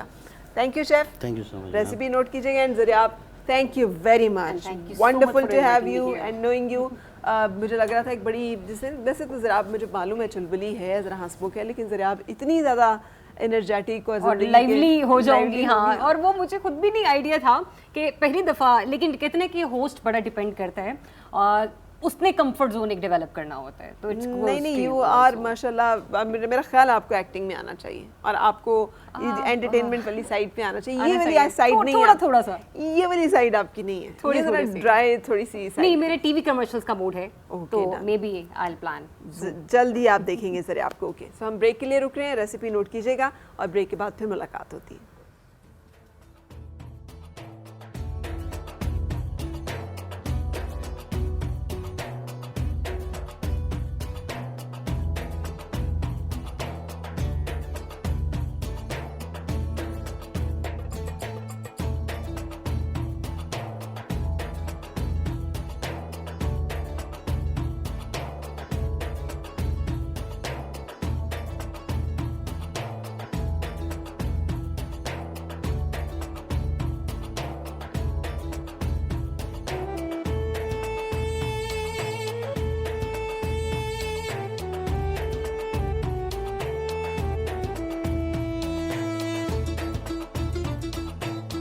شہر رمضان ٹرانسمیشن میں وقت اجازت لینے کا ہے کیونکہ افطار کے نزدیک دعاؤں کی قبولیت کا بہت زیادہ وقت ہوتا ہے. آپ سے بھی درخواست ہے کہ ہمیں بھی اپنی دعاؤں میں یاد رکھیے گا, مجھے, میری پوری ٹیم کو. اللہ تعالی ہم سب کو مغفرت کے عشرے میں مغفرت نصیب فرمائے, اپنی مغفرت کی لپیٹ میں لے, جہنم کی آگ سے نجات دے, آمین. ہم نے آج خلاصہ جو پیش کیا تھا اس میں سورہ نور کا صرف ہم ذکر کر سکے تھے. سورۃ الفرقان اور سورۃ الشعراء کا کچھ حصہ, شروع کے 2-3 رکوع جو ہیں وہ ہم میرا خیال ہے راضیہ وائنڈ اپ کر دیں. جی. اچھا فرا, سورہ فرقان کے حوالے سے بتاتی چلوں کہ پہلے تو اس کا نام جو ہے وہ اس کی جو پہلی آیہ مبارکہ ہے اسی میں سے اخذ کیا گیا ہے. یہ مکی سورہ مبارکہ ہے, اس کی آیات کی تعداد 77 ہے اور تقریباً یہ 6 رکوعات پر مشتمل ہے. مرکزی مضمون جو بنیادی طور پر سورۃ الفرقان کا ہے اس میں توحید, نبوت اور قیامت کے احوال جو ہیں وہ بیان کیے گئے ہیں. یہاں پر اس کی جو سورہ مبارکہ کی ابتدائی آیات ہیں اس میں اللہ رب العزت کی حمد و ثنا بیان کی گئی, اس کی عظمت بیان کی گئی, پھر اللہ تعالیٰ کی اولاد کا نہ ہونا اس حوالے سے جو ہے وہ بات ابتدائی آیات میں کی گئی ہے. توحید کا بیان, پھر اسی طرح سے کسی شریک سے پاک ہونا جو ہے بیان, یعنی توحید کا بیان یہاں پر موجود ہے. آگے چل کر اللہ رب العزت نے بتوں کی بے بسی کو یہاں پر ظاہر کیا, مجبوری کو ظاہر کیا, کیونکہ اہل عرب جو تھے وہ اپنے بتوں پر بہت زیادہ گھمنڈ کرتے تھے. کہتے تھے کہ ہمارے ہر کام کرنے کے لیے ایک بت موجود ہے, تو ہمیں محمد صلی اللہ علیہ وسلم کے خدا پر, ایک خدا پر ایمان لانے کی کیا ضرورت ہے. وہ مانتے تھے کہ اللہ جو ہے وہ ایک ہے اور سب سے بڑا رب جو ہے وہ وہی ہے, لیکن وہ مانتے تھے کہ یہ رب کے اوتار ہیں, یہ اس کی بیٹیاں ہیں. بالکل, یعنی یہ یسوع, ود, نصر, یہ تو حضرت نوح کے زمانے کے بت تھے, اور یہ لات, عزا اور منات جو ہیں یہ جو ہیں اہل عرب میں, یہ اہل عرب ان کو مانتے ہیں. اس سورہ مبارکہ کی آیات میں اللہ تعالیٰ نے بتوں کے مجبور ہونے اور بے بس ہونے کے جو ہے واضح کیا, اور اس کے لیے مثالیں بھی دیں. مشرکین کے جو اعتراضات تھے وہ بھی یہاں پر بیان کیے گئے, اور ساتھ ساتھ ان اعتراضات کے جو بڑے سالڈ جوابات ہیں دلائل کے ساتھ, اس کو اللہ رب العزت نے یہاں یعنی توحید کو ثابت فرمایا ہے. پھر اسی طرح سے یہاں پر قیامت کے دن کی ہولناکی کو بیان کیا گیا. اسپیشلی وہ لوگ جو قیامت کے دن کو جھٹلانے والے ہیں ان کے حوالے سے یہاں پر بات کی گئی کہ ایسے کافروں کو قیامت والے دن ہولناک سزائیں جو ہیں وہ دی جائیں گی. پھر اسی طرح سے مرنے کے بعد جی اٹھنے کو بیان کیا گیا. پھر یہ کہ کفار چاہے اپنی زندگی کے اندر نیک اعمال سے مراد یہ ہوتی ہے نا, ان کے اندر بھی ایک سینس ہوتی ہے کہ ہم نے لوگوں پر خرچ بھی کرنا ہے, فلاحی کام بھی کرنا ہے, یہ وہ سارا ہوتا ہے اس طرح کا سلسلہ. تو اللہ تعالیٰ نے فرمایا کہ جو کچھ بھی ہے وہ معاملہ دنیا میں اس کو میں برابر کر دوں گا, آخرت میں ایسے لوگوں کے لیے کوئی اجر نہیں ہے, اور یہ جو اعمال ہیں وہ ان کے ضائع ہو جائیں گے, ان کو آخرت میں اس کا کسی قسم کا کوئی ثواب نہیں ملے گا, بلکہ آخرت کا جو اجر ہے وہ صرف اور صرف مسلمانوں کے لیے ہی اللہ رب العزت نے مختص کر رکھا ہے. پھر اسی طرح سے یہاں پر نبی اکرم صلی اللہ علیہ وآلہ وسلم کی ڈھارس بندھانے کے لیے, کیونکہ سرکار صلی اللہ علیہ وسلم جب لوگوں کے سامنے دعوت پیش کرتے تو آپ کی دعوت کو جھٹلاتے, آپ کے راستے میں کانٹے بھی بچھائے جاتے, آپ کو برا بھلا بھی کہا جاتا, اور آپ جب وہ دعوت کو قبول نہ کرتے تو سرکار صلی اللہ علیہ وسلم کے قلب اطہر پہ بوجھ آتا کہ میں ان کو دوزخ کی آگ سے بچانا چاہتا ہوں, اور یہ دوڑ دوڑ کر دوزخ کی آگ میں گرنا چاہتے ہیں. تو یہ جب بوجھ آتا تو پھر اللہ تعالیٰ نے اس سورہ مبارکہ کے اندر جو گزشتہ انبیاء کرام ہیں ان کی جو اقوام تھیں انہوں نے انبیاء السلام کے ساتھ کیا معاملات کیے، کس طرح ان کی دعوت کو رد کیا، لیکن پھر بھی وہ ایک جہد مسلسل میں جو ہے وہ لگے رہے اور حق کے پیغام کے ساتھ وہ ڈٹے رہے۔ تو سرکار دو عالم صلی اللہ علیہ وسلم کے لیے ان سب کا ذکر کیا گیا تاکہ آپ کے قلب اطہر پہ جو بوجھ آیا ہے اس بوجھ کو کم کیا جا سکے اور آپ کی پریشانی کو کم کیا جا سکے۔ اسی طرح اللہ رب العزت نے جو مختلف چیزیں تخلیق کی ہیں، جس میں سورج ہے، چاند ہے، ستارے ہیں، زمین ہے، آسمان ہے، بارش ہے، بادل ہیں، ان تمام کا تذکرہ کیا گیا ہے اور بتایا گیا ہے کہ دیکھو کیا کوئی اور ہے رب کے علاوہ ایسا جو ان چیزوں کو تخلیق کر سکے۔ پھر آگے چل کر اللہ رب العزت پر توکل کرنے والوں کی بات کی گئی، اس کے راستے میں مشکلات کو برداشت کرنے والوں کی بات کی گئی اور کہا گیا کہ جو اللہ پر توکل اختیار کرتا ہے اور اس کے راستے میں مشکلات کو برداشت کرتا ہے تو ایسے مومنین کی تعریف جو ہے وہ یہاں پر کی گئی ہے، اور جو ان چیزوں کو جھٹلاتے ہیں، اللہ پر توکل نہیں کرتے یا اس کے راستے پر چلتے نہیں ہیں، ایسے لوگوں کے لیے عذاب کا اعلان بھی جو ہے وہ یہاں پر کیا گیا۔ بالکل صحیح۔ اگلی جو ہماری سورہ مبارکہ ہے وہ سورۃ الشعراء ہے۔ شعراء کا بیسیکلی لفظ آتے ہی ذہن میں آ جاتا ہے شاعر، تو کیونکہ اس سورہ مبارکہ کے آخری جو آیات ہیں ان میں شاعری کا ذکر کیا گیا، شاعری اچھی بھی ہو سکتی ہے بری بھی، تو ان کا ذکر ہے، اس لیے اس سورہ مبارکہ کا نام الشعراء رکھا گیا۔ 11 رکوعات پر مشتمل ہے یہ سورہ مبارکہ اور اس کی تعداد جو ہے آیات کی وہ 227 ہے، لیکن یہ بہت مختصر سی آیات ہیں اور مکی صورت مبارکہ ہے بیسیکلی یہ۔ اب یہاں پر بھی اللہ تعالیٰ نے اس سورہ مبارکہ کے اندر بھی نبی اکرم صلی اللہ علیہ وآلہ وسلم نے جو اپنی تبلیغی جد و جہد کے اس پورے عرصے میں دعوت توحید اور رسالت کے دوران جو بھی تکالیف برداشت کیں، ان تکالیف کو سرکار صلی اللہ علیہ وسلم کی دل کی تسلی کے لیے جو ہے اللہ پاک نے اس جو ہے جد و جہد کا ذکر کیا، آپ کے رنجیدہ ہونے کا ذکر کیا، اور پھر جس طرح سے اللہ پاک نے آپ کو تسلی دی اس تسلی کا ذکر بھی اس سورہ مبارکہ کے اندر موجود ہے۔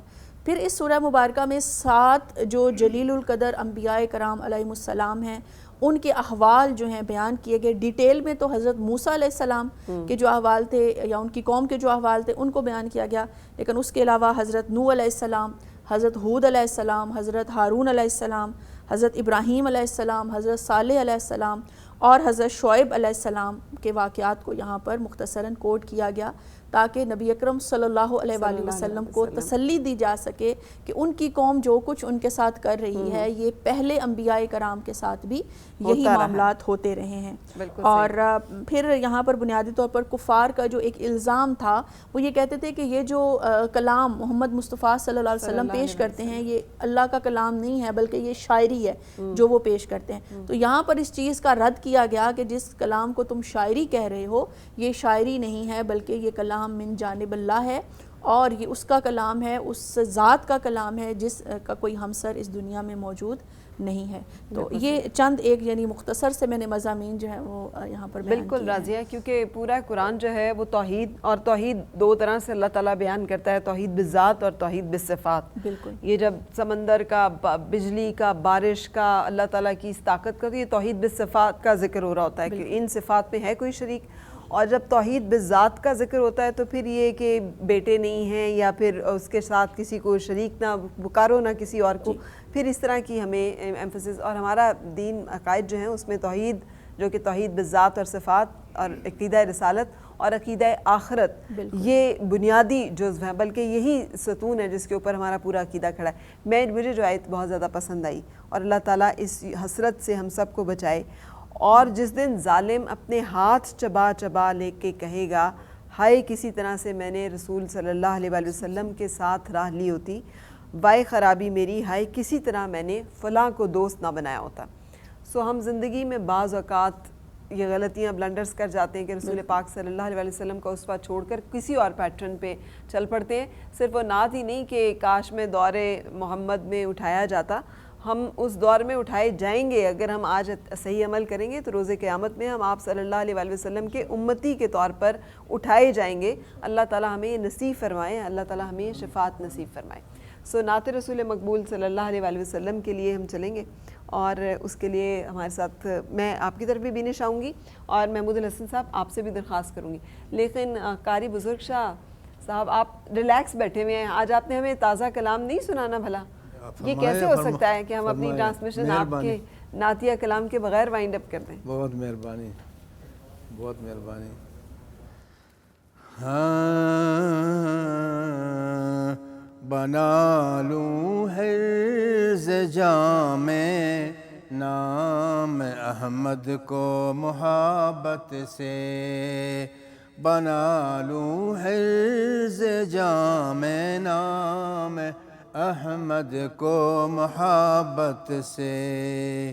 کیا ممتاز خالق نے انہیں دنیا کی خلقت سے, کیا ممتاز خالق نے انہیں دنیا کی خلقت سے.